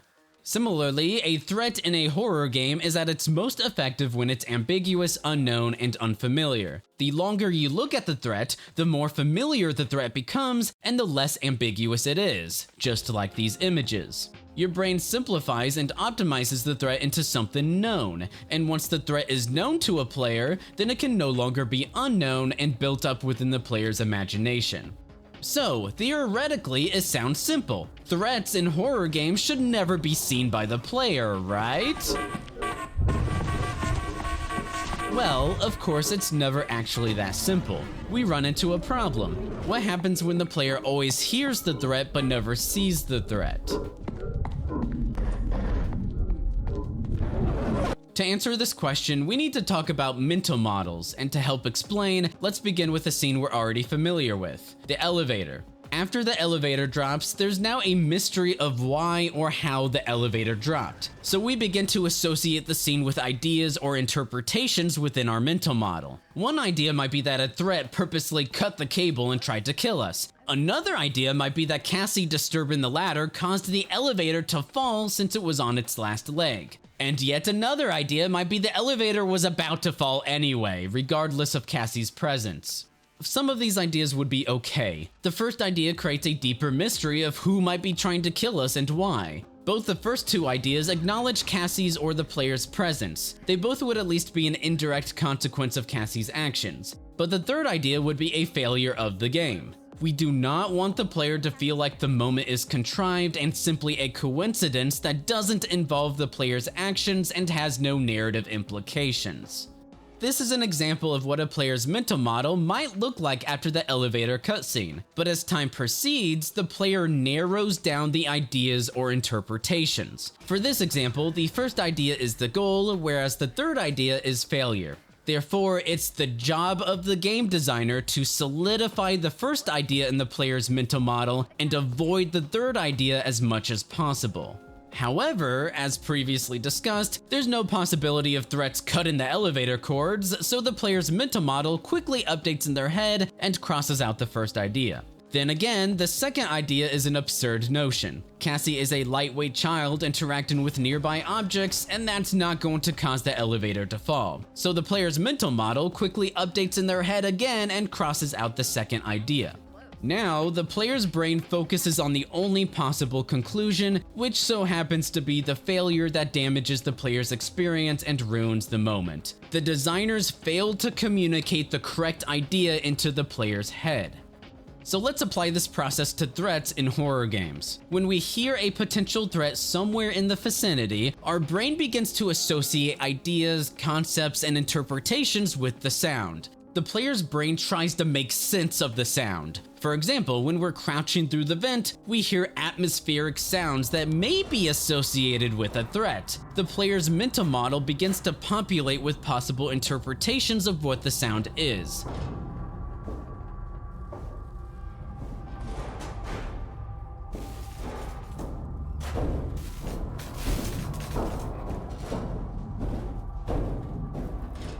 One idea might be there's a scary monster lurking in the vents. This also has a suspenseful implication that future vents aren't necessarily safe. The player's brain likely also imagines what the threat might be or look like, which can create additional interpretations, but will keep the mental model simple. A second idea may be that the game played a sound effect and there's no actual threat. It should be very apparent which interpretation of the sound we want the player to focus on. The player's mental model constantly updates, so if we want the player to think there's a scary monster lurking in the vents, then we need to reinforce that reality. A few moments after our journey through the vent, a different vent cover pops open. Okay, great, the game reinforces the player's possible interpretation that there's a threat in the vents. We want to keep that idea in the player's mental model. Except, Ruin never follows up on this possibility ever again. So while at first the player may think there's a threat in the vents, the player begins to think there's no actual threat, the threat was a hoax the whole time, and Ruin was just playing a sound effect to spook them. This is a failure of the game. Okay, correction. So humorously enough, I actually gave Ruin too much credit here. That vent cover isn't actually a vent cover. I don't know why I've always perceived it as a vent cover. Maybe because it would make a lot more sense than a random slab of metal. Either way, I talk about this metal slab again very soon, so just remember that I'm giving Ruin too much credit. Okay, back to the video. So overall, while you want to use the player's imagination against them by keeping the threats and dangers unfamiliar to the player will begin to think that the threat doesn't exist and there's no real danger. Our goal is to limit the player's familiarity with the threat, but still retain enough familiarity or exposure for the threat to be real in the player's head. This careful balance is the glue in horror games and is crucial for managing tension. To pull us back to our PT example, the game very purposely tries to convince us the threat is real while limiting our exposure and familiarity with the threat. The threat appears in the doorway before quickly closing it. The threat only remains in the middle of the hallway, crucially obscured in shadow until we approach. And then the lights switch off, so we can no longer see the threat and can't become more familiar with it. The threat watches us from the balcony, but crucially, it doesn't stand there indefinitely, but rather retreats after a moment. Again, PT wants the player's mental model to focus on the idea that the threat is an actual threat and a real presence, but still retain the player's ambiguous interpretation of the threat to use the player's imagination against them. This is one reason for PT's popularity. So now that you understand this balance, you may begin to wonder where Chica fits into the picture. In Ruin, we're already quite familiar with the animatronic threats, and even if we weren't, the Ruin trailer exposes the threats quite extensively anyway, which is obviously a quite terrible way to cut a horror trailer, but good for sabotaging your horror game. So, in a horror game, a threat like Chica shutting down in front of us likely wouldn't produce a positive result, because a stagnant threat guarantees that the player becomes fully familiar with and exposed to that threat. We can examine the threat as long as we'd like, which shreds any remaining mileage for the fear of the unknown. Chica can no longer use the player's imagination against them. For example, MatPat decides to examine the threat in detail because the game allows him to. Huh, weird. Is this like it's like an organic growth. Doesn't it look like it? Yeah. Or cheese. I mean, that's what it is, isn't it? It's probably going to be all the cheese she's eating is like.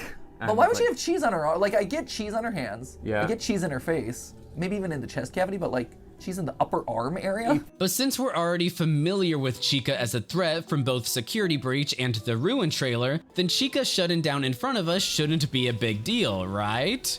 Nope, Chica shutting down in front of us is a big deal. Why? Since Chica only briefly reactivated from her sensors before shutting down again, we can now reasonably conclude Chica's battery depleted. And yet, later we see her casually riding the conveyor belt. How? Even if Chica's controlled by some external influence, she's straight up out of batteries, so her second random activation only to conveniently collapse onto the conveyor belt is impossible. Yeah, that's really how bad it is. Yeah, that's seriously the law here. And because it doesn't make any sense, the player's mental model abandons any pretense of Chica as a threat. Instead, the player focuses on how the game lies and tosses characters around to contrive random scenes. So let's continue to the next room. Again, hopefully scare chords and poorly paced jump scares will stand out to you.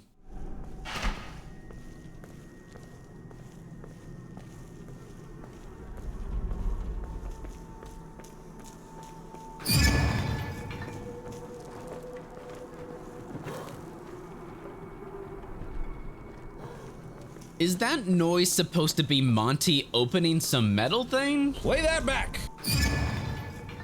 This is definitely a scare chord because it's incredibly loud compared to Monty, and it's difficult to tell what's causing the noise or what the noise is associated with. But oh boy, you know the game really wants you to be scared.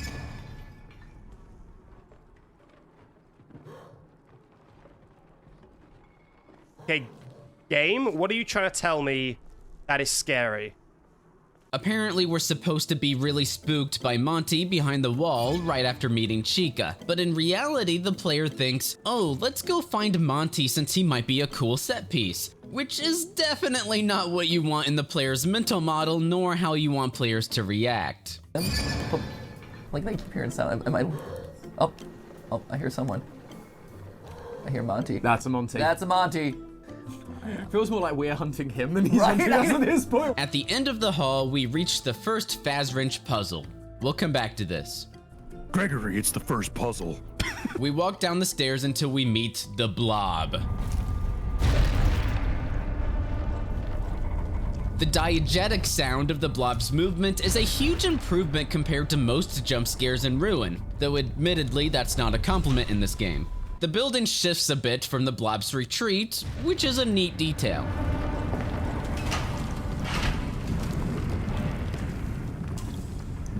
Additionally, the Blob's presence through the hole in the wall could foreshadow itself as future danger. The player may now be trepidatious of holes in walls from now on, similar to how the earlier staff bot could encourage the player to think twice before approaching other staff bots, or how vents might be dangerous.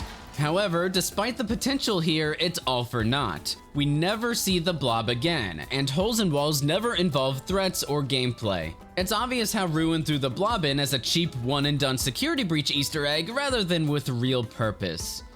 Down the hallway, the vent cover pops open. The sound is actually great. It's diegetic and contributes to the atmosphere. Play that back! Even better, this event continues the thread from earlier when we heard strange noises from within the vent, so we have reason to be more spooked. However, crucially, does Ruin incorporate anything in the future to continue this thread? Sort of, but no. Ruin abandons vents until the very end of the game.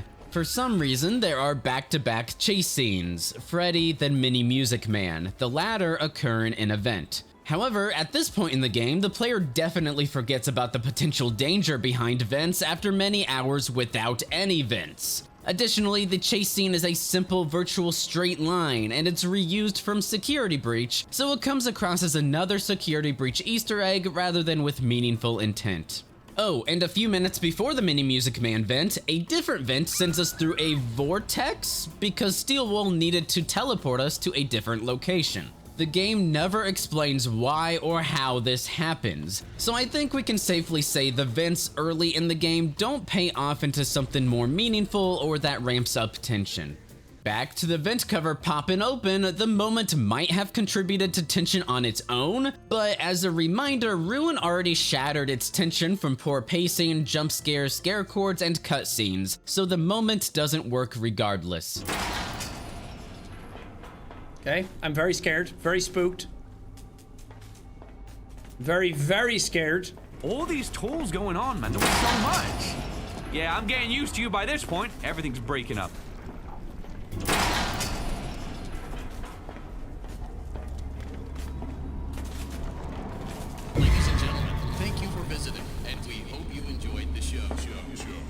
I honestly don't think Steel Wool knowingly relied on a diegetic noise for the vent,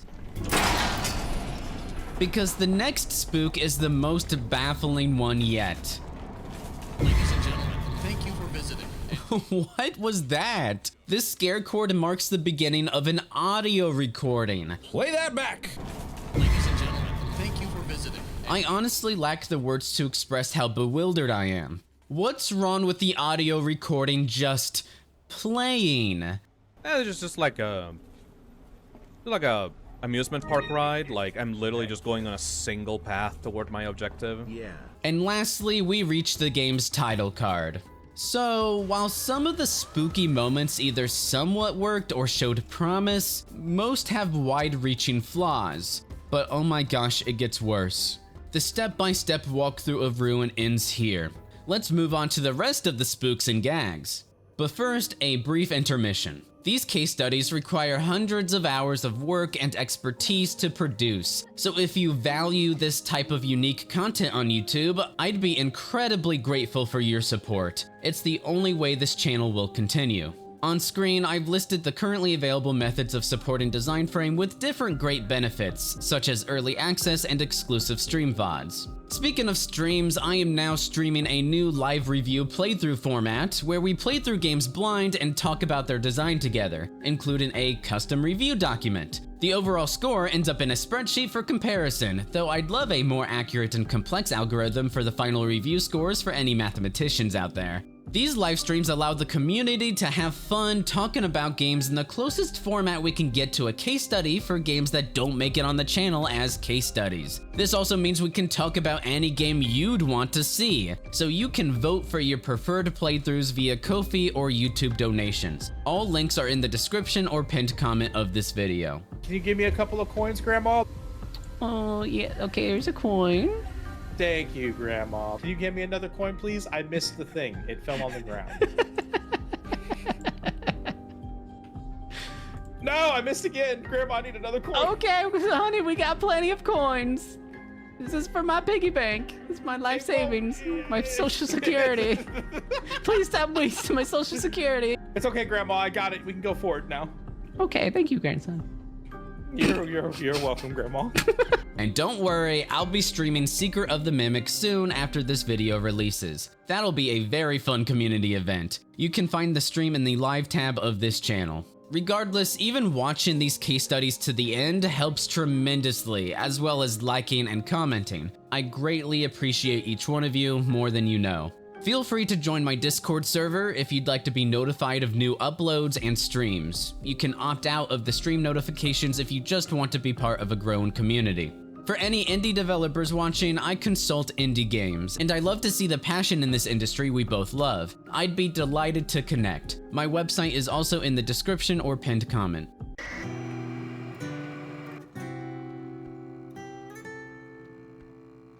Soon after, a scare chord introduces a random noise. Maybe Monty walking or knocking something over, but it's more confusing than scary. The scare chord is silly, and I don't know why Ruin can't stop with the spooks literally every 10 seconds. Free Masque. Speaking of which, 10 seconds later, Masque Bot spawns right in front of us for a jump scare. Obviously, objects should never visibly spawn in front of the player, but we already know this is a pattern for Steel Wool from Security Breach's Map Bots and Moon. Well, that took forever. Hey! Hi, please take this map.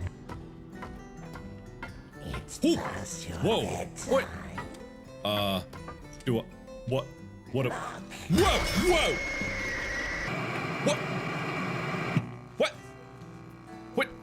For a quick pit stop, the Monty Golf machine doesn't contain its controls in the corner of the screen, the same mistake as Security Breach's Monty Golf arcade game, and another lesson Steel Wool ignored from Security Breach's development. I swear I remember how to play this game, but I definitely don't.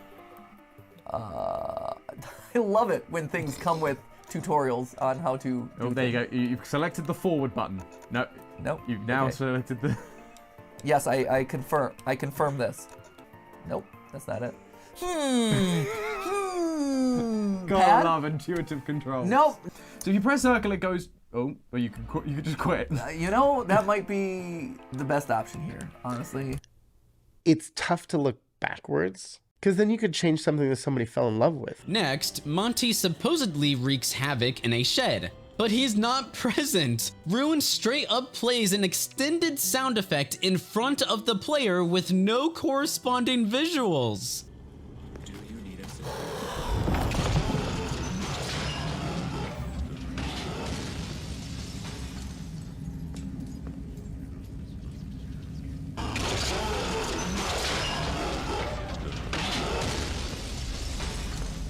Huh? Even if we delay our climb up the stairs, there's no sound effect of Monty crawling away from his destructive actions, so we're left thinking Monty should still be present, but isn't.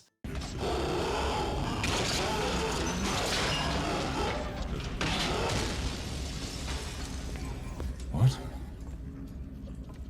Hi? Are you in there? Is that actually you?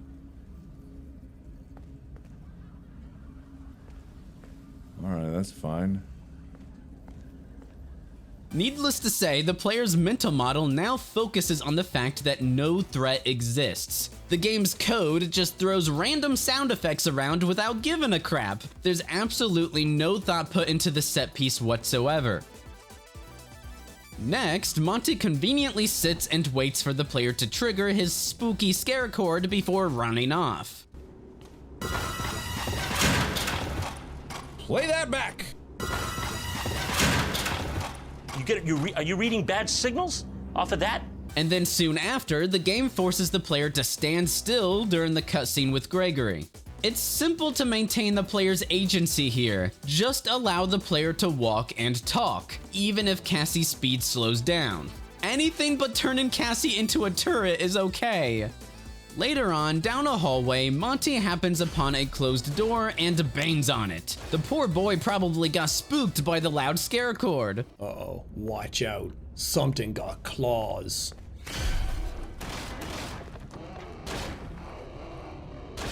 And they're mad, apparently. Notice how players react when they hear scare chords. Oh, which set piece am I supposed to see and be scared by this time? Instead of hearing and reacting to the banging on the door itself. We also encounter Monty when he randomly spawns against the gate. He promptly gets stuck in an animation loop. It's by no means scary for several reasons. Firstly, we know we're not in any danger since he never breaks through the gate. I was just saying how cool you are.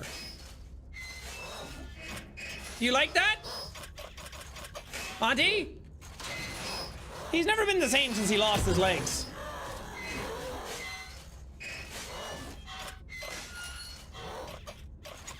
I'll stay here all day. There isn't a damn thing you can do to me. You're almost there. Oh, I bet if you had legs, you'd be able to do it. Secondly, since the animation loop is incredibly easy to notice, the player views Monty as simply a harmless animation and not an actual animatronic threat breaking through to harm us. Even if the animation didn't obviously loop, it's more silly than scary. It with you guys, right? Oh, wait, I should be quicker about this. No, I shouldn't.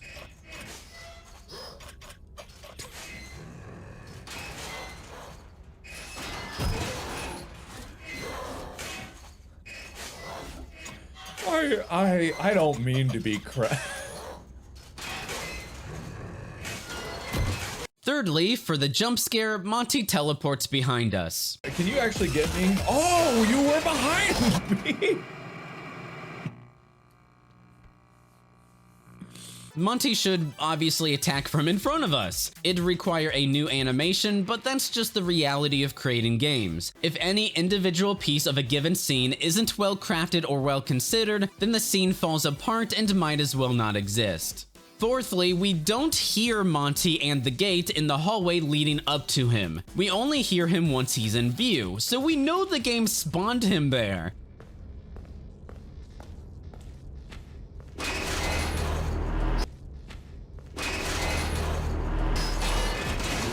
It breaks the illusion of Monty roaming the Pizzaplex to hunt us down. It's really funny to think about how this moment was somehow intended to be scary. Speaking of animation loops, let's skip to what I think is the best representation of Ruin as a whole, Chica's hallway. After everything we've discussed and some examples, I'll let you watch Chica's hallway for yourself.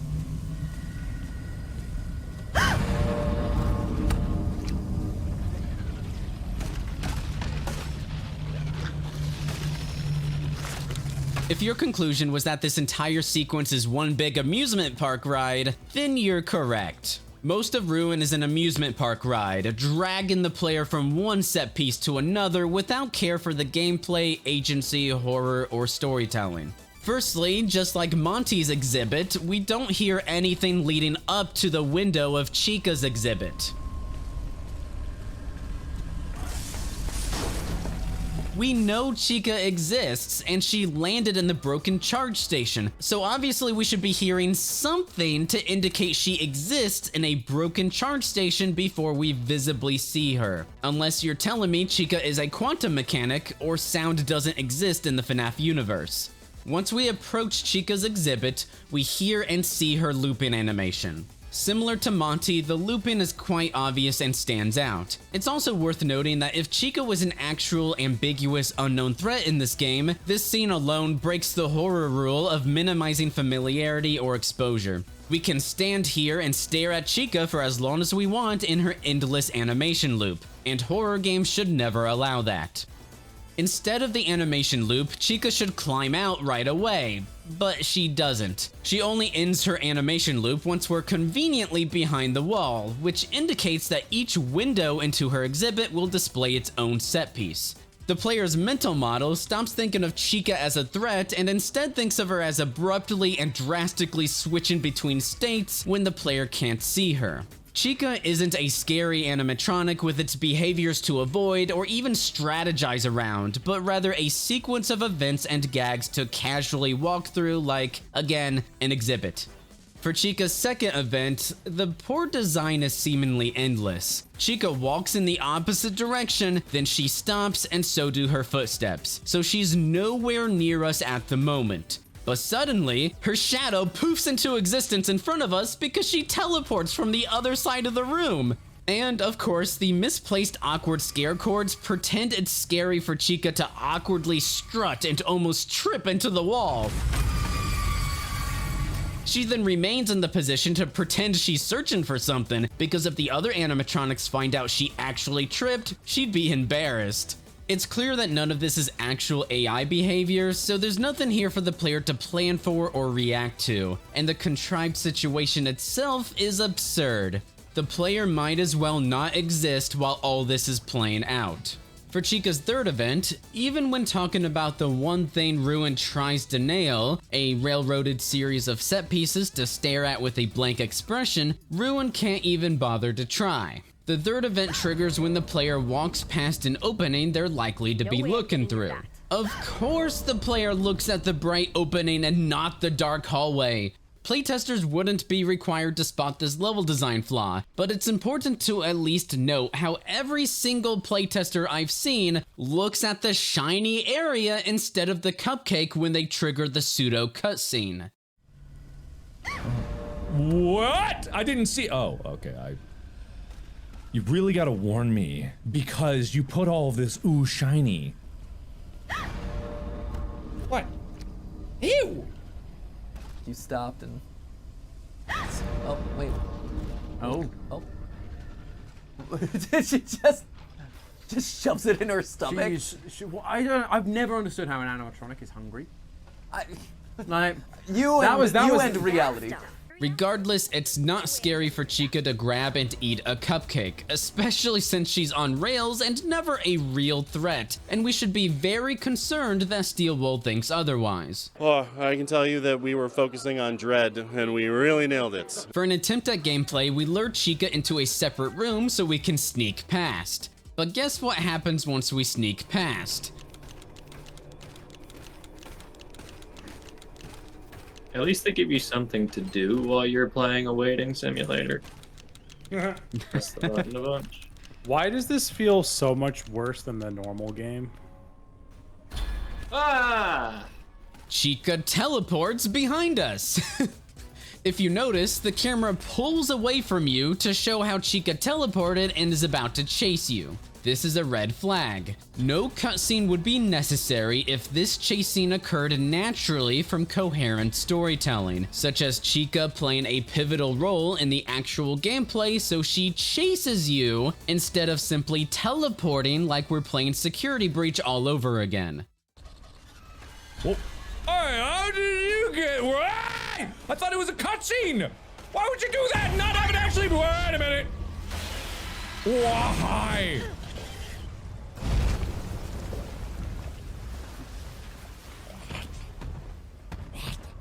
Like a cutscene. It took control of my camera. Good pro Spawn. tip. Oh, here we Yeah, go. this is why we run. And this is the run part, I guess. Oh, golden cupcake. Oh. We ran so far.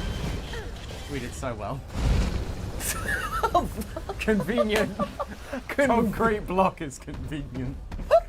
That was amazing. That was the shortest chase sequence in gaming history. I mean, Cassie's just a small girl. Like, she can't go that far. I mean, my stamina meter lasts longer than that cutscene did.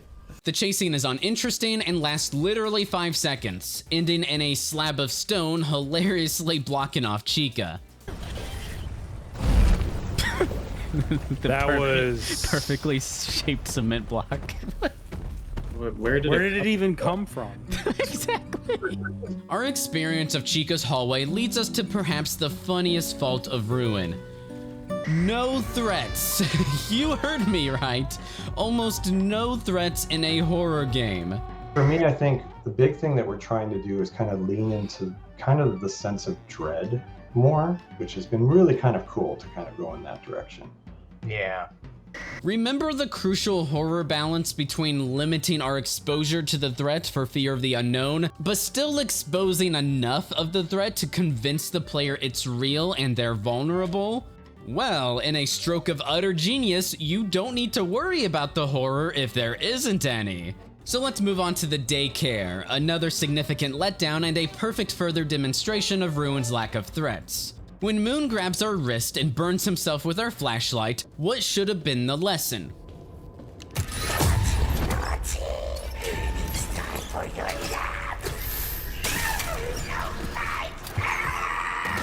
The lesson should have conveyed a gameplay loop. Shine our flashlight on Moon to keep him away from us.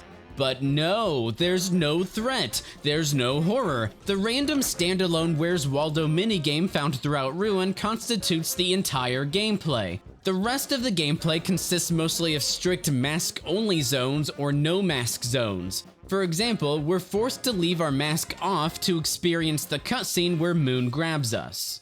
Let me guess, there's gonna be like a pop-out jump scare like in the middle of this hallway in about like 20 seconds. No? Yeah, there we go. Yeah, okay. It's like, yeah. That's all you can do, huh? Okay. I've been walking in a straight line for about an hour. We're later forced to leave our mask on in the play structure, so we'll see the supposed threat called MXES materialize like a goofy boy with a scare cord.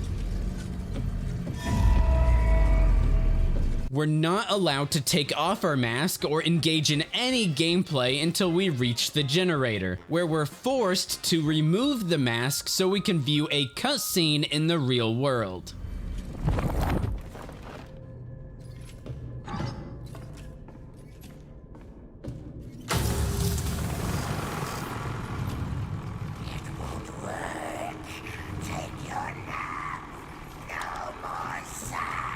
There's a section where we can enable and disable the mask freely, which can spawn MXES per usual. We'll talk about this core gameplay loop very soon. But then we re-enter the play structures, forcing our mask on, and consequently disabling the main threat, even if the threat is actively chasing us. I didn't realize sometimes I can get it wrong.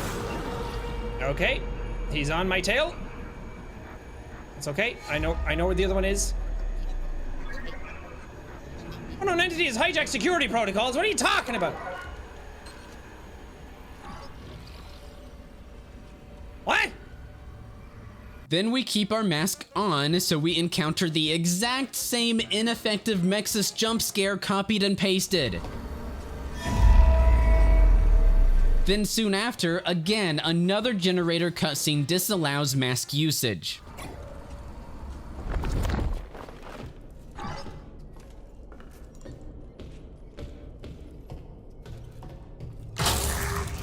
So not only can we not explore both worlds by taking our mask on and off, but it creates an inconsistent experience where the core gameplay loop suddenly doesn't exist. Instead of designing a play structure area where we can explore, run from Moon as a threat, defend ourselves with our flashlight, engage in the mask mechanic in some way, etc., Ruin mostly offers a metaphorical and not so metaphorical straight line with no threats, no horror, and no core gameplay other than a couple goofy jump scares and cutscenes. And again, the potential exploration between the real and AR worlds is completely non-existent. All the while, Moon just patiently stands in the center of the room, twiddling his thumbs. Every once in a while, a cutscene zooms in on him being blinded by light. And that's it! All right. So are you gonna be coming after me or something, or is this something where I'm gonna be chased? All right, there's a borderline where it's starting to be insulting. Just respect my intelligence. You know, I did think that there would be a lot more running and screaming and flailing and dying. I just had a suspicion that that would occur slightly more than it has. No more sun. Whatever. Back soon and have a Faz-Wrench day. Okay, well, you're welcome. Still a little bit confused as to why that occurred and why nothing bad happened. You know what I mean? I feel like there should have been a lot more terrible things occurring. So overall, the daycare somehow manages to turn a jungle gym, a naturally open area ripe for exploration and gameplay, into holding your mom's hand through a hallway. There's very little usage of the core mask mechanic, and no gameplay or horror from what's supposed to be the main threat in this area, Moon. I know that there's probably only one way to go, but that seems lame. As far as the other animatronics in Ruin, as we've thoroughly explored, the extent of Monty as a threat is a constant, and I mean constant, string of scare chords. Even on his own catwalks, originally seen in his boss fight from Security Breach, he randomly walks across a catwalk with a silly scare chord only to never be seen again. Play that back!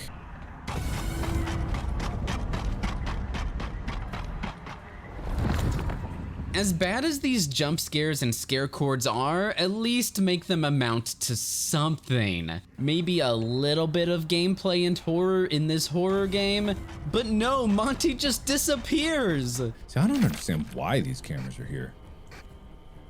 They don't seem to have too much of a point. Like, I don't know what I'm supposed to be looking for. Is Monty supposed to be, like, crawling around or something? Because if he is, he's not doing anything. As a side note, yes, most of the cameras in Ruin seem to be an afterthought, just like Security Breach's cameras. It's at least worth mentioning, but we'll move on to the other animatronics after I show a couple player experiences with the camera system. Am I supposed to do anything with you? Like, what is the point of you? There I am. There that is. I did all of those, but what is that? What am I looking at here? I have no idea. Whatever. Sure. And I can't, and again, like, I keep expecting these cameras to give me the chance of, like, I can call an animatronic or distract him, but it doesn't do it. Like, it's not even an option. Yeah, the cameras have been a weird system where it's like, I'm not entirely sure what they're used for. There's a lot of these things, and I just for don't them know. being purposeless. Yeah, being entire. Like, what am I supposed to be doing with I these? guess they're trying to show you where you should be going. Next, I guess? I guess. Like, so you look at that with VR now, you can see, there's like a VR tube that you can get through. Okay, so here's the tube. But like, I would have found this anyway. Back to the animatronic threats. For Chica, she's out of commission but actually isn't because she needs to pretend she's scary, with animation loops, poorly timed spooks, and constant teleporting, without ever posing a real threat, followed by the shortest chase scene I've ever seen. Oh, and later in Roxy Raceway, Chica randomly spawns for a scripted walk to the bathroom, but I don't know if I've ever witnessed this scene work correctly. Either way, she's not a threat. What? Ah, right! What? Don't do it. Okay, that's what I thought.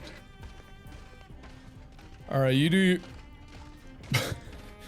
Bit dramatic, but okay. Additionally, when Chica is inactive and doesn't visually pose a threat on the bathroom floor, she still retains her death zone collision box when she certainly should not. Chica went in here, but that's a... Chica? You okay? Chica? You alright? Oh, wait! Hold on! The dangling bag of trash was horrible to look at. The animatronics mostly pose no threat to the player, and they're even pitiful at doing that much. Even if MXES posed a real threat and spawned Chica to chase us, Chica is still a joke, and Steelwool's AI programming from Security Breach hasn't changed in the slightest. Classic Security Breach nostalgia. Wait, to wear that. Do this, please, quick. Thank you. This is disastrous for me. Get out, get out, get out. No! I'm so glad you can't see anymore.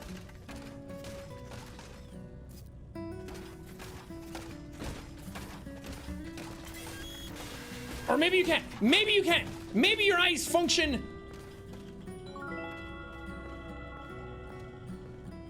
Did she go through that door? What? He just summons Chica, right? Hey, Cheeks! What up? I don't know where the things are. Shall have followed them more closely.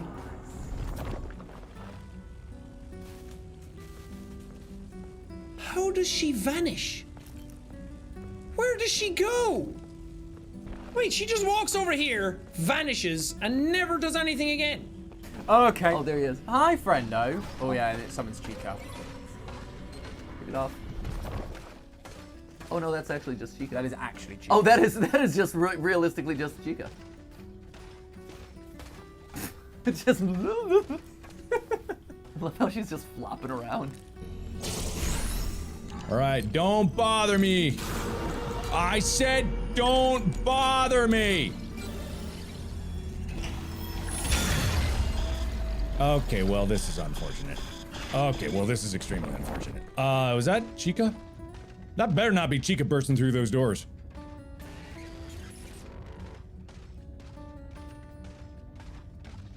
You know, that would have been a really good opportunity for that to occur. You know, sometimes I just say things in the hopes that they would actually happen. But see, even now, I'm like, oh, it would be great if Chica burst through those doors dramatically and killed me dead. But no, I just got dumb ass over here doesn't know how to operate a push door.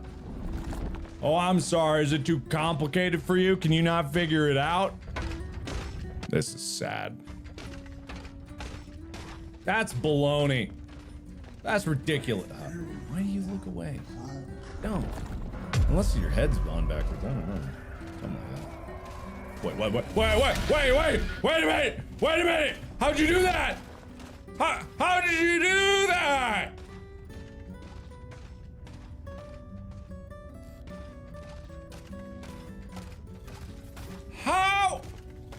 Where did you come from? Well, you don't seem like much of a threat, so I guess I won't go. It's weird. All the animatronics, they really have not been that much of a threat this entire time. Me and Steelwool got together. We were like, look, all that matters now is making things right by the fan base. That's all that matters. And we went in and we made Ruin for it, and I hope that redeemed the game, and I feel like it did because I think it was really great. The despawning and broken AI doesn't stop at Chica. Where am I going?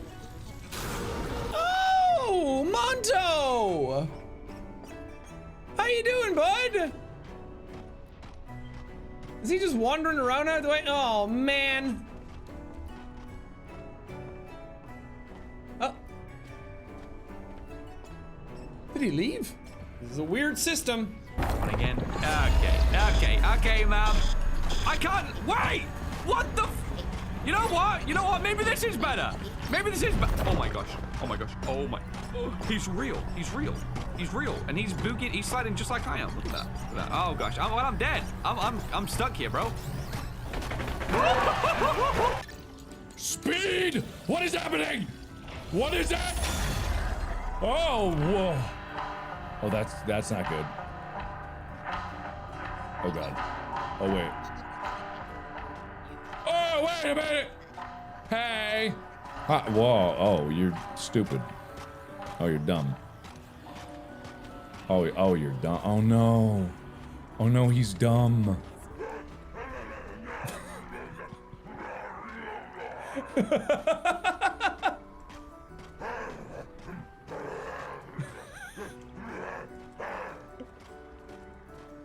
Okay. Okay. Okay. Alright, okay. There's something in the real.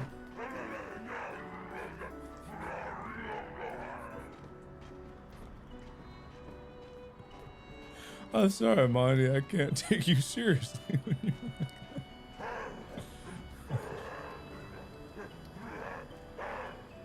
Ah, man, I'm so scared, Monty. I'm so scared. Don't do it. So, indeed, this is what Ruin considers horror. A stupidly simple AI that teleports and is blind to everything except the last position MXES saw you in. Then the animatronic despawns in front of you soon after. And it certainly doesn't help when Monty's voice lines are hilariously goofy, so Monty has no hope of ever instilling fear into anyone.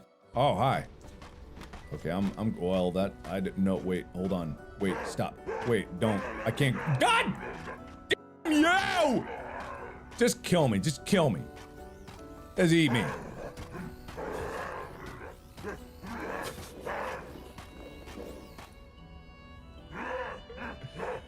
You're so scary, Monty, you're so scary. I can't, oh, the terror.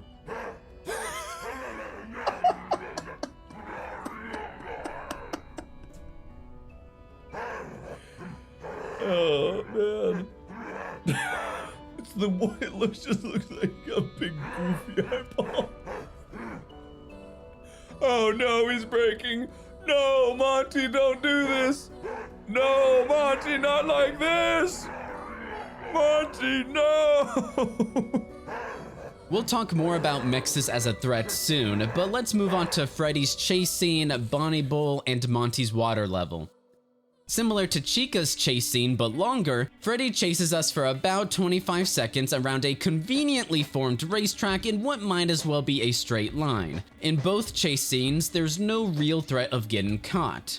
Compare these chase scenes to Poppy playtimes. The reason the first chapter worked is because it kept players on their toes and forced them to constantly adapt. It feels frantic, but crucially never confusing. Additionally, the anticipation and tension ramp up before the chase officially starts. The threat visibly crawls into the vent system in front of us, and then we continue to hear it, not see it, but hear it as we crawl through the same vent system.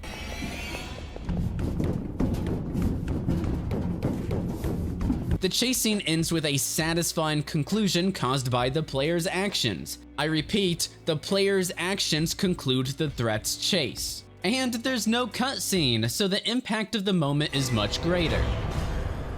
Ruin doesn't implement any of this. Instead of attempting to build anticipation, either Chica teleports after we leisurely stroll through her zoo exhibit, or the environment spams a bunch of cringe warnings leading up to Freddy, like we're supposed to somehow believe teenagers reached this far into the Pizzaplex and then sprayed the same graffiti over and over. Instead of adapting to changes in the environment, the player runs forward like anything else in the game, but with a glorified timer behind them. Instead of a satisfying conclusion, Freddy remains in the adjacent area freaking out because he can't reach us anymore. Okay, anybody got a phaser blaster? Anyone? Oh. Oh. That is right, though. Wait. No, wait. Oh. What? Freddy? Huh? Freddy? Oh! Oh my god. Okay, Freddy. Wow. Ugh, don't play peekaboo with me. Don't play peekaboo. You can't get me anyway. The two main exceptions to Ruin's lack of threats are Bonnie Bowl and Monty's water level. Bonnie Bowl is the most competent section of Ruin. It's an open area with objects called nodes for us to disable, each node behind a different puzzle and guarded by reasonably dangerous threats called mini music men. Disabling a node also disables the associated mini music men in the same area, which is a great detail. It provides a small reward, a sense of progress, and a sense that the player's actions impact the world around them. Now we're starting to see the beginnings of a game forming. If the game functions properly. I've only alluded to this before, but Ruin is actually just as buggy as you'd expect a DLC for Security Breach to be. That's us. They are, so there's... Some of them are there. Oh, okay. Let's... Some of them are there. Gregory, are you there? Do you think that'll lure the rest of them over? Hopefully. Yeah. Okay, there. See, that's the thing I don't understand is like, hey, if we're doing this puzzle, like the puzzle kind of has to function. Their AI is not. Oh, so it was him. So it's like a deactivated one. Oh, get out of here! Get out of here! What do you guys want with me? Oh no, get out! No, get out! Ah, shoot! I believe in us. Here, can I? Nope. So where are these guys coming from then? No idea. Feels like they're supposed to be with the group and they got lost. Okay, so we're looking for 8 of them. Yeah, 8. 1, 2, 3, 4, 5, 6, 7, 8. Okay, so now lure them over here. I love that they don't. See, this is weird to me because it's like I'm literally right there. No, they're moving. They're on the move. So they all separate, and then some of them stay, and then some of them go. You're right? That doesn't make any sense. See, that doesn't make any sense. Where'd they go? Right, where'd they go? Gregory, are you there? This is kind of dumb. This is stupid. Are you there? This isn't the strongest. This isn't the strongest puzzle in FNaF history. Come on. Oh, stamina meter. Stamina's so bad. What are those things? Oh, damn it, there's one right there. They look like the DJ. So that's when, yeah, so you have to crouch. There's one right there. Okay, ah! Anyway, there are many more bugs, but we'll end this section with just one more major bug that breaks Mark down from frustration at a broken game. Just like what happened to him from Security Breach. No!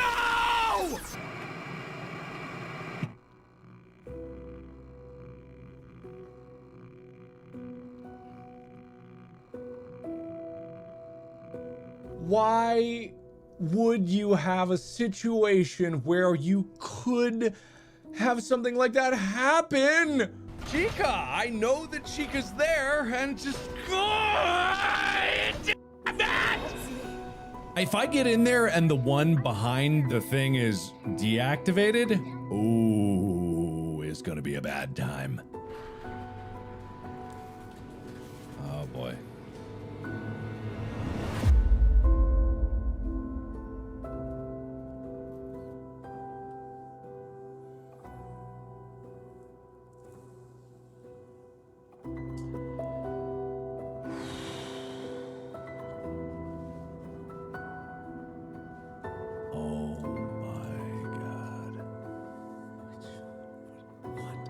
I went through the whole game to make sure that I got every one of them. This is so dumb. Why do I have to do this again? No, it's not, because I did get it. God! Then which one is it? When am I gonna not waste my time? I've done them all. I've done them all. There isn't one that I've missed. The second main exception for Ruin's lack of threats is the brief level where Monty dives into the water. But despite the presence of a threat, not much more thought went into this section than the threatless daycare. Monty's water level is most likely inspired by Amnesia: The Dark Descent's famous water level. In Amnesia, there's an invisible threat that gives away its position through water splashes. Not only does this play into the player's fear of the unknown, but it justifies the threat's unawareness of our location unless we step into the water, because we can easily conjure an image of a blind monster who's sensitive to sound or vibrations through water. Instead of Monty hiding within the water so we can't see him, Ruin opted for an incredibly goofy mohawk sticking out of the water. Hi! I'm Monty! Yeah, call out. Monty! Oh.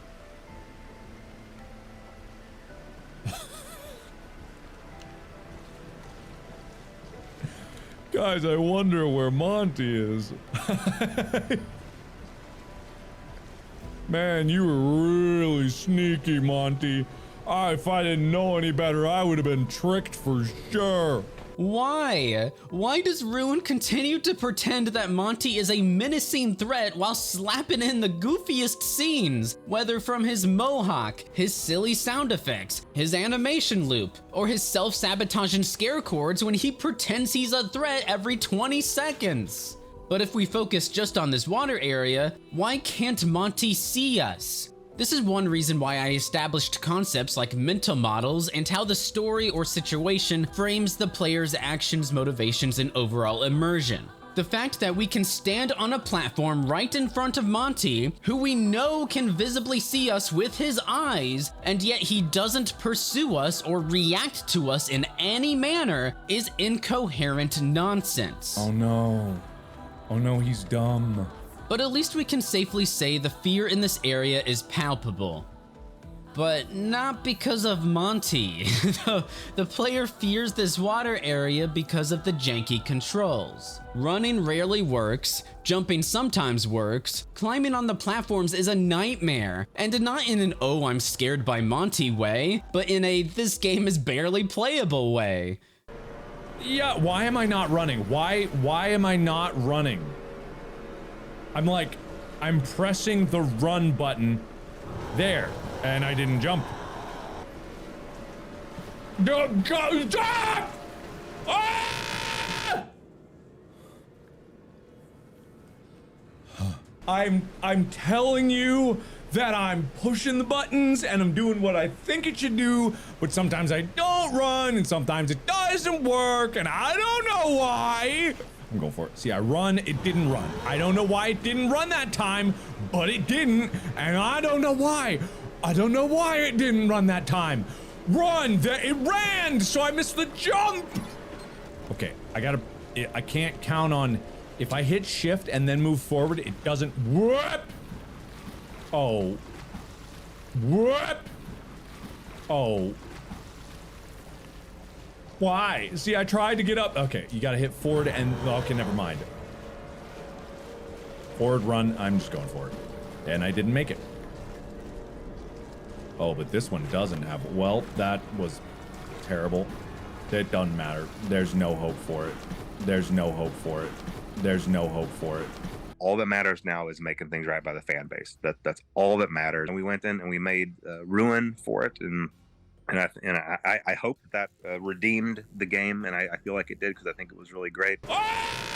There's no hope for it. Sean doesn't comment on it directly, but you can tell when he tries to sprint and jump, but the game doesn't let him, alongside a hope in the game allows you to climb on top of platforms. So Sean decides to just run because the section is barely functional. Whatever. Get up! Jeez, Cassie! What's wrong with you? I'm just gonna run, honestly. Even if Monty's water section wasn't so broken, it's surprisingly short. We enter a room, we jump on a few platforms, we tediously wait for the same boring minigames to complete themselves, Monty teleports per usual,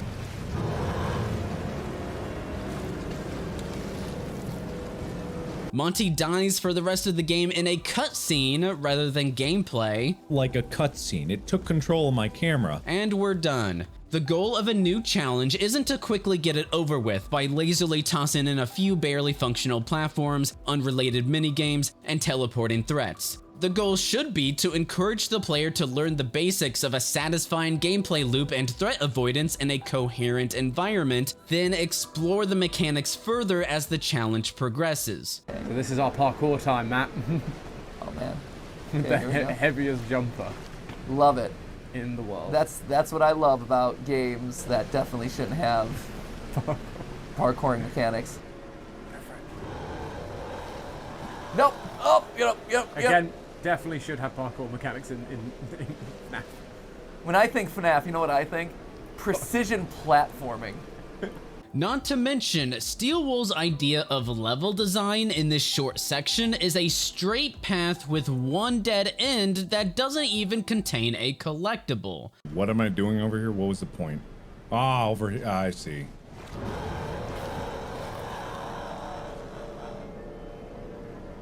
Actually, I don't see. What am I doing over here? What am I doing? I don't even know. Why am I over here? This doesn't make any sense. I'm just cornered now. What's the point of a dead end when the player only discovers this side path by sheer chance? Desperate for anything that isn't a scripted or railroaded set piece holding your hand like you're stupid. Even though Monty is technically a threat in his water section, it's marred by inadequate controls and playability issues. And regardless, it constitutes a small fraction of Monty's overall appearances in Ruin, mostly comprising misplaced jump scares and scare chords. Although, if we're being fair, I think calling Monty a threat in his water area is a stretch. You can stand in the water for what feels like as long as you want without any consequences. Wait, how are we? Hang on. Wait, is he stuck? Hang on, wait, if I...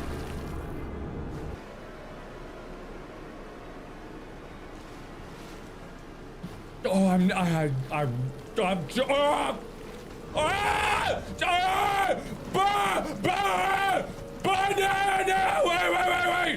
Wait, get on the thing! It is. So my guess is, yeah, we have to jump out. Okay, there. Yeah. So there. Is he still hanging out over there? Hard to say. Or did you get closer? There he is. He's over there. I feel good enough and confident enough in my ability to jump in his ability. Yeah, it doesn't feel like getting him in the water actually summons him faster. It just gets him to roar. It gets him to roar. Roar menacingly. Creepy music to make you feel like you're panicked. So overall, calling Chica's hallway and the daycare walking simulators is an insult to walking simulators. Even when we consider the unlikely chance MXES spawns an animatronic to roam the area for a few seconds, the threats in Ruin are a hodgepodge of scare chords, teleporting, despawning, bare bones AI that also runs into walls, and an overall lack of horror and gameplay presence. So weird. Because I'm just like thinking like the other animatronics weren't that much of a threat. They were never that present and they weren't that close to me at any time. So I'm just like, where are they? Ruin is a horror game without horror, threats, or a core gameplay loop. Oh, right, we should talk about the core gameplay loop. Despite the lack of threats and horror, if the core gameplay truly excels, then the game might just redeem itself enough to be worth its short 4-hour playtime. So let's sit down and dissect the core gameplay. What's the core gameplay loop? The player owns a mask, hold on, gotta slowly grab it real quick, that swaps them between the real world and the AR world. In the real world, there are no threats for most of the game. In the AR world, if we remain too long, MXES spawns, and then if we continue to stay in the AR world with MXES, we die. MXES essentially acts as a timer for the AR world. So, we've established one relatively safe realm and one relatively dangerous realm. Clearly the player will stay in the safe realm for as long as possible to avoid danger. Therefore, the game must provide a reason to engage with the dangerous AR world. The primary objective of Ruin is to disable security nodes, comprised of parent nodes and their associated child nodes. For each parent node discovered, we must find and disable each connected child node scattered about a small area. We can only search and disable child and parent nodes in the AR world, so now we have a reason to stay in the AR world and engage with the core threat and gameplay. However, this is where planning your gameplay loop ahead of time comes in handy. As we're running around in the AR world to trace the glowing pipes leading to each child node, we're likely to stay in the AR world for too long, which spawns MXES. Oh crap, how do we deal with MXES? We need to remain in the AR world to search and disable all of the security nodes, so we're just kinda screwed, right?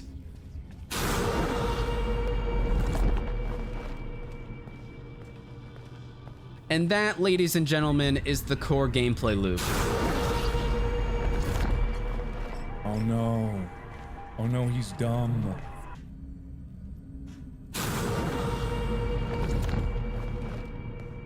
When we're searching and disabling security nodes, we're on a timer. Then once the timer hits 0 and MXES spawns, we take off the mask and then patiently wait for the timer to reset so MXES despawns and we can continue playing the game.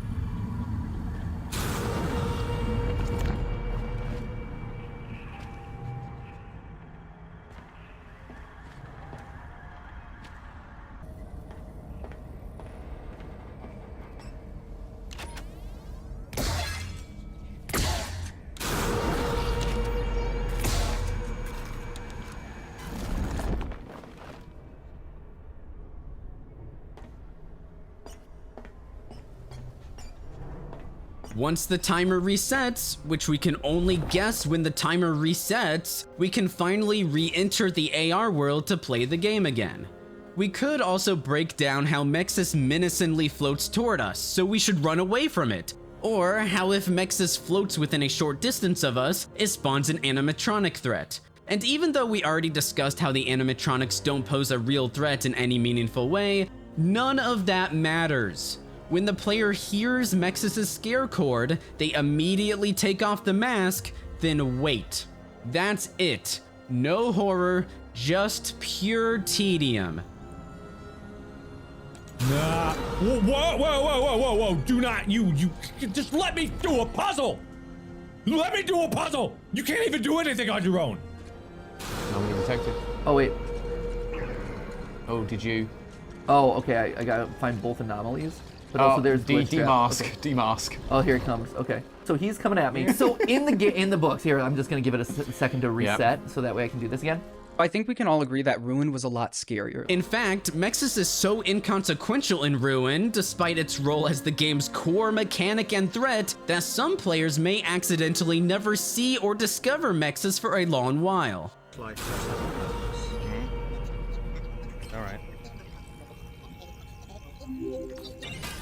There we go. Stop being so fucking loud all the time. Like, this game just has, like, random fucking loud sounds for no reason. There we go. Other players may just be confused as to what MXES does, and that's because there's no reason to ever engage with MXES. It's a dead mechanic, which happens to be the core system of the entire game. Oh, wait a minute. Hold on. Go away. See, what do you even do? What do you even think you do? What do you even try to do? You don't do anything. You can't do anything. I think we can all agree that Ruin was a lot scarier. All right, goodbye. Am I in trouble? No, I'm not in trouble. Because I don't know what you do. Rain! Toggle mask. Bye. Bye, bunny. Bye-bye. As long as I don't move into your body, I seem like I'm okay. It feels like they want me to, like, walk into him.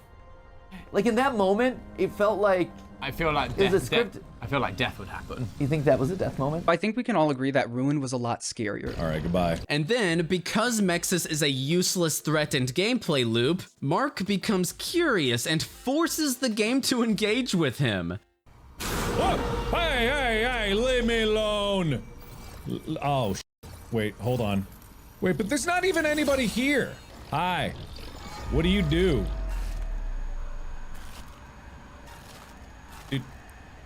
Do you do anything? Do you do anything? Are you currently doing anything? I know the general idea is that if there was another animatronic here, it would come after me, but by himself, he doesn't really do anything.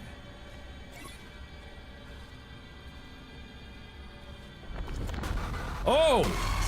Oh! Wait a minute! What in the world? What? Where did they come from? And if you noticed, Mark was allowed to just stare at the supposedly scary threat. Earlier, I mentioned how we're already quite familiar with the animatronics from Security Breach, so achieving horror with them is difficult, if not impossible. But MXES is a brand new threat, a brand new opportunity to use the player's imagination against them. This is not how to achieve that horror or fear of the unknown.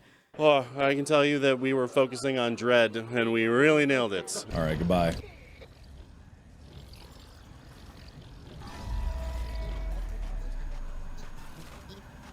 Interesting. What an interesting little boy.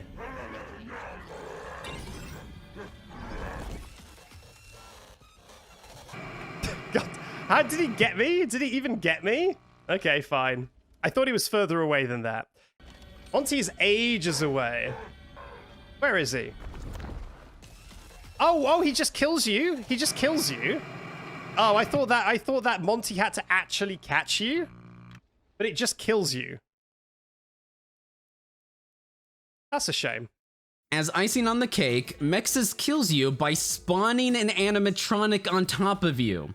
The player's mental model now focuses on how MXES itself continues to be a joke, narratively useless, since MXES can't truly interact with the player other than staring at them. And of course, just like in Security Breach, spawning threats on top of the player doesn't feel fair or a just punishment. And it breaks the player's suspension of disbelief because it's impossible for these physical animatronics to magically teleport to us from across the Pizzaplex. Oh! Oh! Wait a minute! What in the world? What? Where did they come from? That's not that bad, Cassie. Grow up.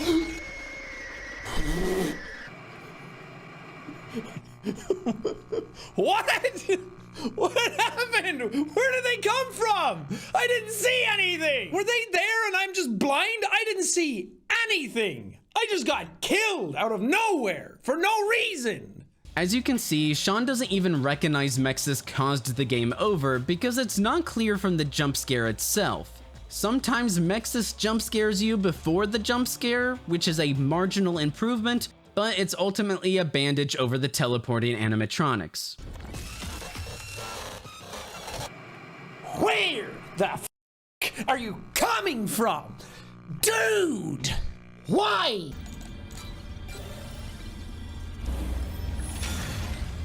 Okay, just gonna go in. What is that? What?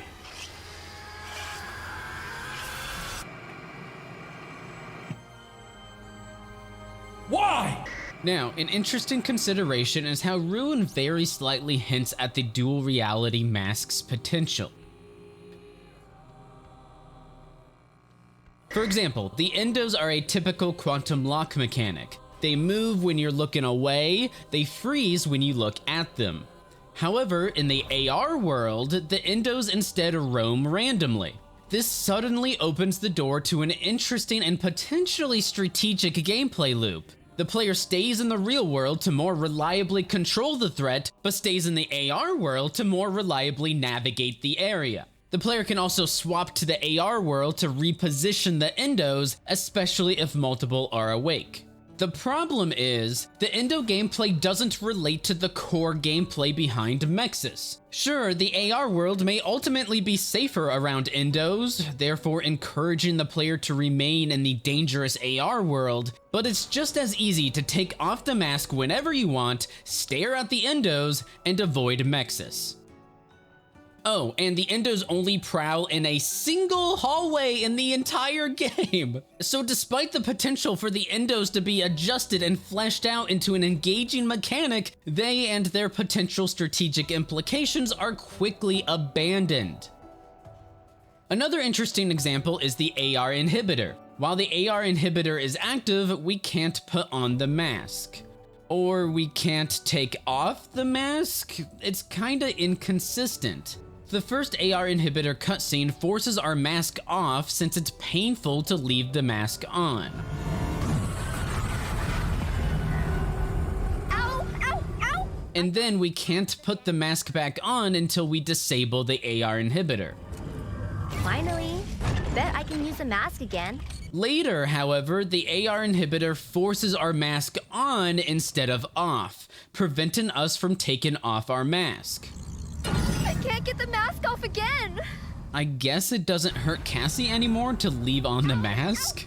That device down there is an AR inhibitor. You will be unable to access the Vanny network until it is deactivated.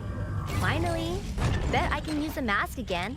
I can't get the mask off again! Is it wrong of me to expect a lot more from self-proclaimed storytellers, technical artists, and experienced filmmakers? Am I asking too much for just a bare-bones story and context that makes sense? Maybe with a little bit of consistency every now and then? The entire game is filled with utter nonsense.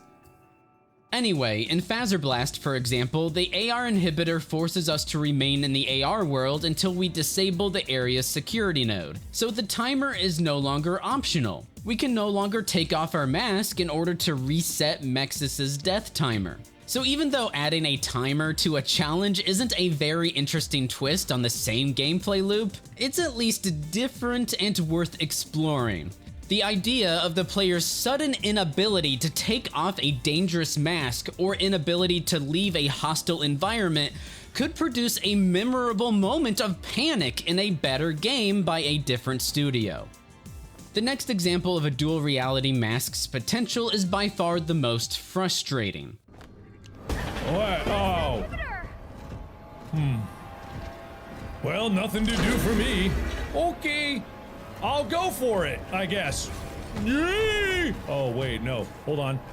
Ha!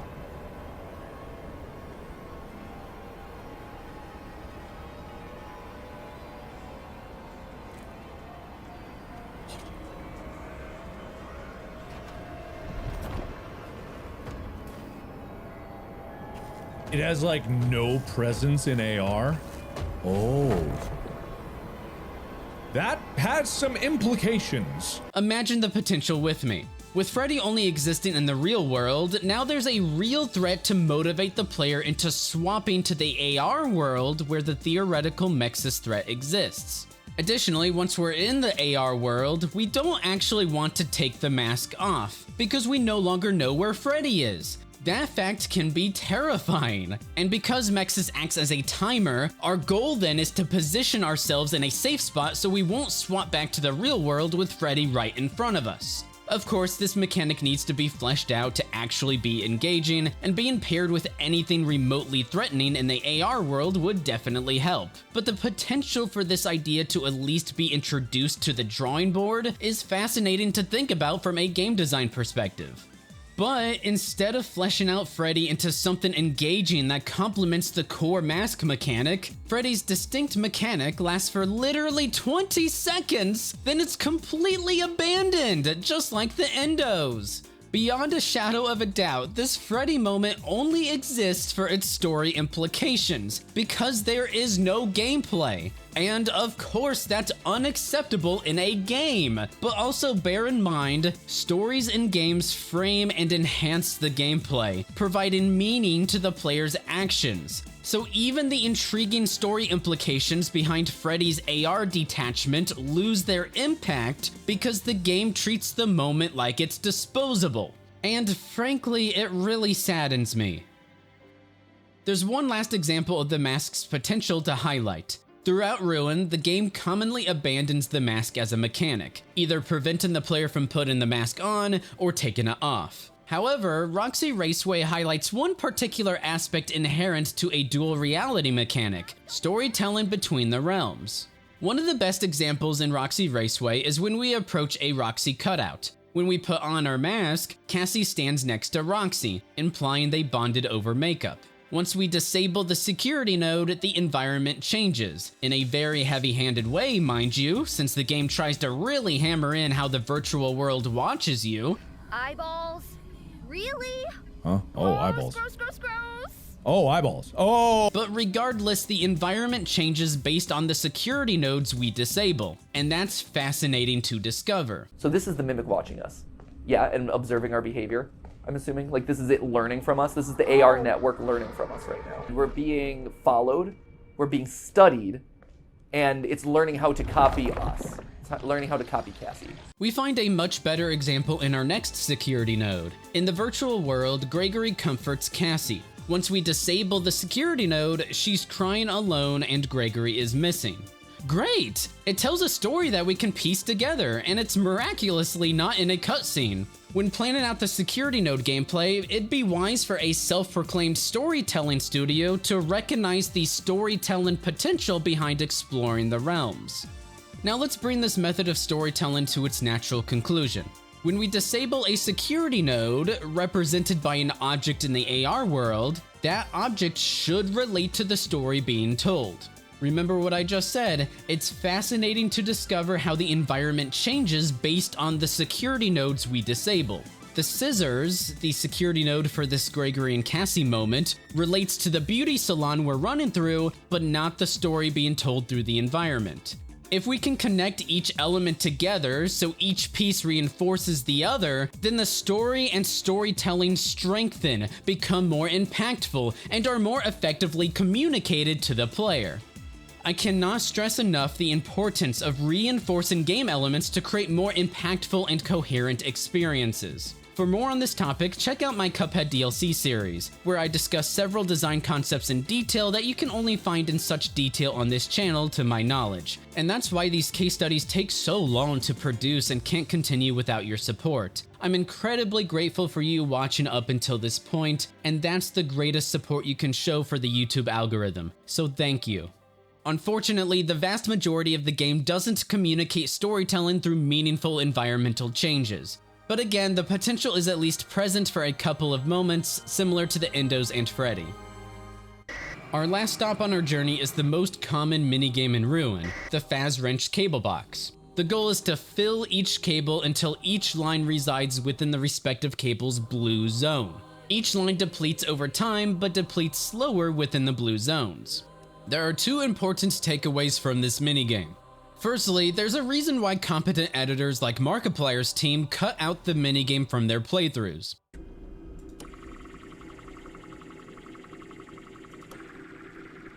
Ah, it's for babies. Okay, here we go. Okie dokie. All right. So you know what? I'm all for it. I just don't know about the reality of it. Let's see which one of these is faster. They're about the same. I'm so smart. Oh yeah, this is good. This is what we want. Hi. I don't know. It's not my fault. It's not my fault. Oh, frick. Okay, well, I did that wrong. Never mind, I did it right. All right.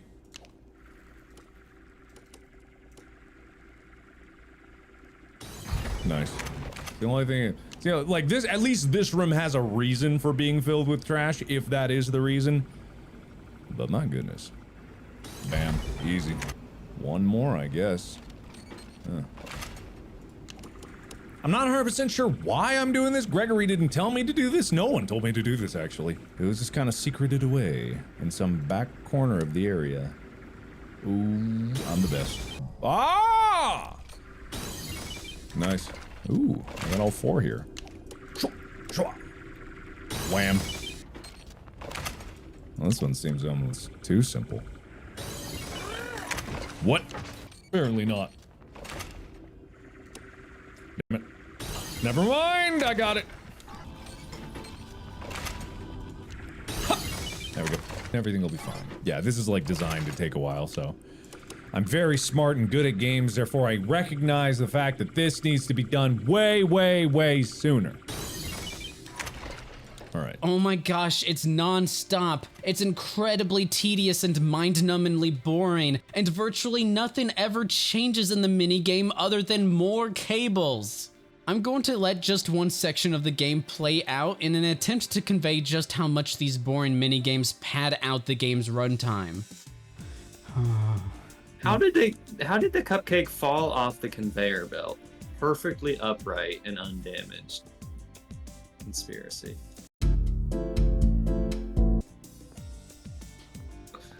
Oh my gosh. Eventually I'm gonna have to do all 4 of them, and that's gonna be so intense. Yeah, I don't know if we can do that.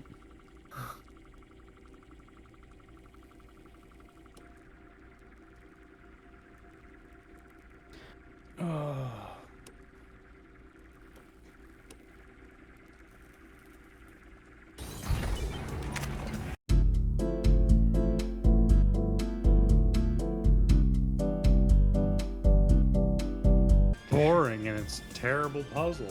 there's no... You would think they would start introducing other things to it. I don't know.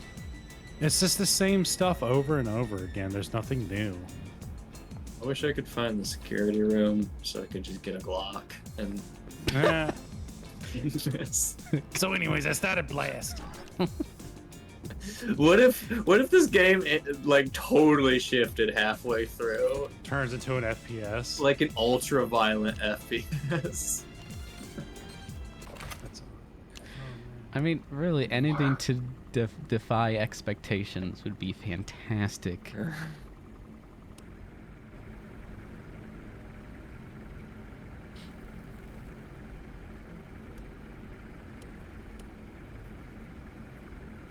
Nice, you did a great job.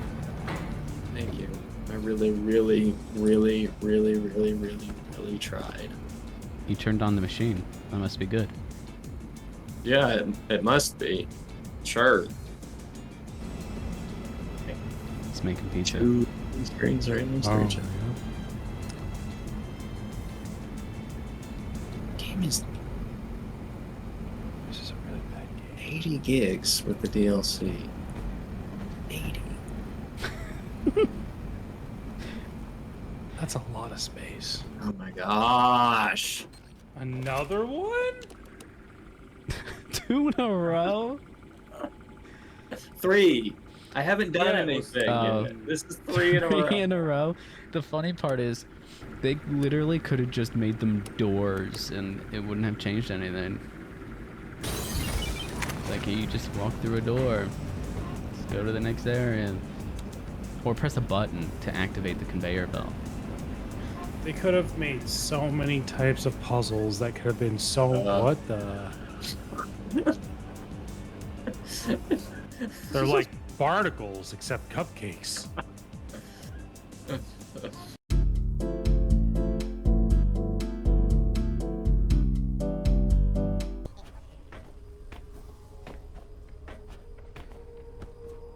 Oh. Wait, another one? They could literally just have you walk through that door. Why? It's like 5 in a row of the same thing. This is so bad. But yeah, they use a lot of puzzles in this game that they could have just like expanded on instead. Secondly, there are 2 instances where the player must complete a cable box while a threat slowly approaches from behind. Once with Monty in his water level, and the other at the end of the Mimic's boring chase scene. The Mimic's chase scene is outside the scope of this video, so there's your brief comment on it. In both cases, the cable box is incompatible. Why? Let's break it down. The cable box is essentially a timer minimally influenced by player control. In other words, you sit and wait for the cables to fill, and there's nothing you can do to speed up the minigame, unless you're unaware of how the minigame operates, but let's not be pedantic. So what happens when this cable box sits at the end of a hallway with a threat approaching the player? The player knows they can't do anything to speed up the minigame, so they know they're not in any real danger. It's impossible for the threat to punish the player here because the player's actions don't meaningfully influence the minigame. In other words, the threat has nothing to punish because most of the minigame's gameplay is patiently waiting for the cables to fill one at a time. That's it. If Steelwool truly wanted the player to feel like they're scrambling to unlock the door and escape from the threat, then they would have designed a minigame that involved actual player input, something the player frantically scrambles to solve and unlock as quickly as possible to escape. But that's not what Steelwool designed, not even close. How do I even conclude a journey like Ruin? Given my Steelwool case study and my updates at the beginning of this video, Ruin is exactly the DLC we'd expect from Steelwool. I've never seen an executive producer and game design director claim they nailed the dread in their horror game, only for the game to be so antithetical to essentially every horror design heuristic imaginable. Why? Mismanaged tension through non-diegetic scare chords, jump scares, and overall poor pacing. Removing player agency and breaking immersion through unnecessary cutscenes. Not using the player's imagination against them. The constant breaking of the player's suspension of disbelief from incoherent storytelling and teleporting threats, and a plot that's both nonsensical from the beginning and predictable that Gregory isn't actually here after the strangely and conveniently placed walkie-talkie. Ruining the player's mental model unironically across the entire experience, and the complete lack of threats in what's supposed to be a horror game. Ruin is an amusement park ride, and what it means for a game to be linear is a topic for a future case study, but it's clear how Ruin is the epitome of railroading the player, never really intending for the player to retain agency. The game comprises one scripted set piece after another, one exhibit after another, without any regard to the player, gameplay, or horror, and the core gameplay itself devolves into simply pressing a button and disengaging from the game for a period of time.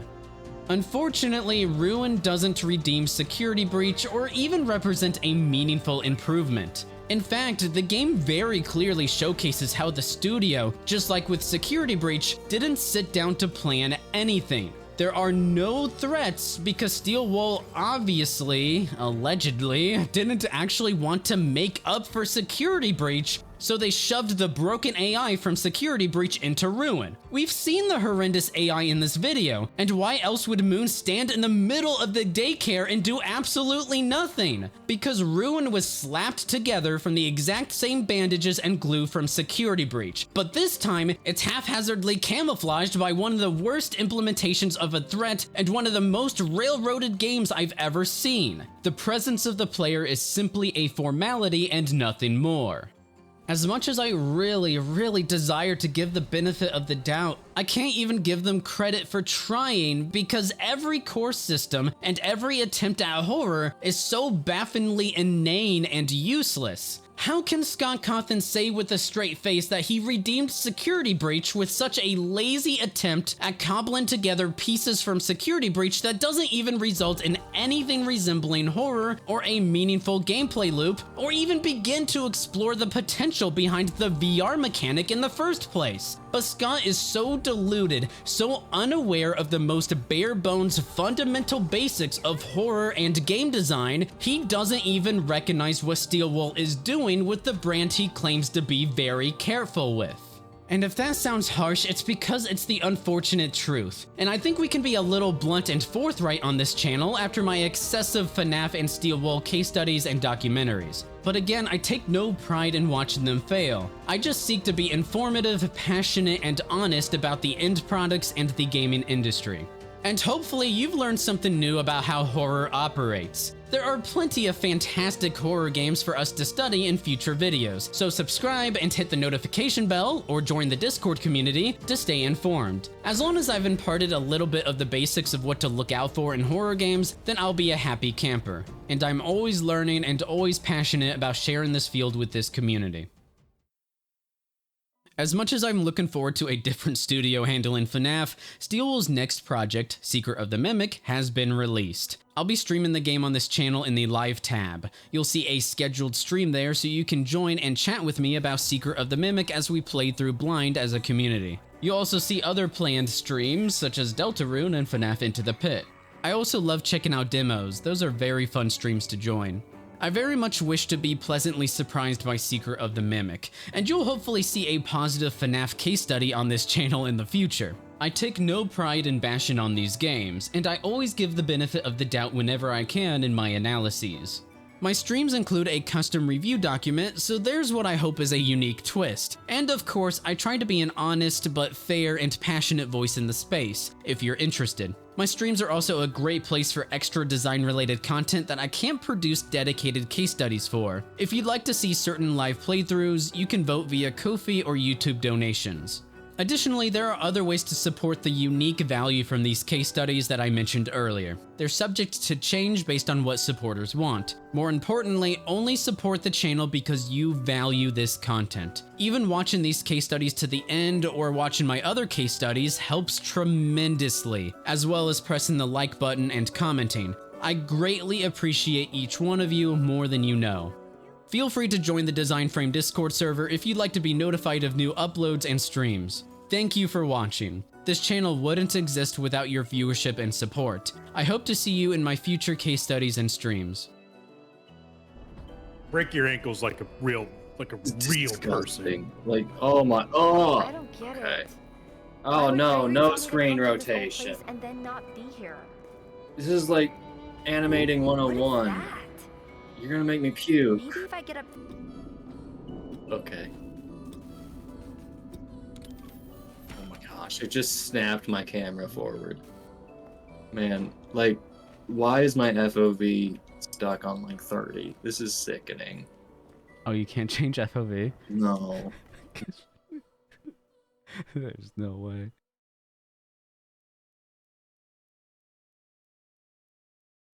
So I think we can all agree that Ruin was a lot scarier. I Oh, think the thank you. community agrees that like Ruin was such a great game. For me, I think the big thing that we're trying to do is kind of lean into kind of the sense of dread more, which has been really kind of cool to kind of go in that direction. Yeah. We're currently working on DLC actually for Security Breach. So we actually had an alpha milestone not too long ago. All that went really well. Oh, I can tell you that we were focusing on dread and we really nailed it. It's just impressive how quickly and how well this small team was able to pull together probably my favorite game I've ever made. If you could change anything about Security Breach, what would you change? It's tough to look backwards, because then you could change something that somebody fell in love with. This last one they did, Ruin, I thought it was just so much fun. So much fun. And I think that might be one of the, I think that might be my favorite thing that they've made was Ruin. The brand integrity is the most important thing for me, and keeping everything feeling like it belongs. All that matters now is making things right by the fan base. That's all that matters. And we went in and we made Ruin for it, and I hope that redeemed the game, and I feel like it did because I think it was really great. You know, there are stories all over the internet available about just games that went completely wrong because of games being mismanaged in the hands of, you know, development companies. But I really got lucky, and I really feel like I got lucky because whereas I probably could have accidentally ended up with a company that did botch something, I didn't. I think I really honestly believe that I landed with the best, just one of the best development companies. They've done a really great job.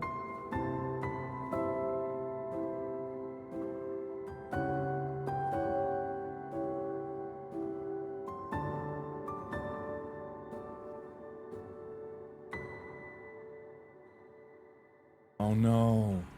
Oh no, he's dumb.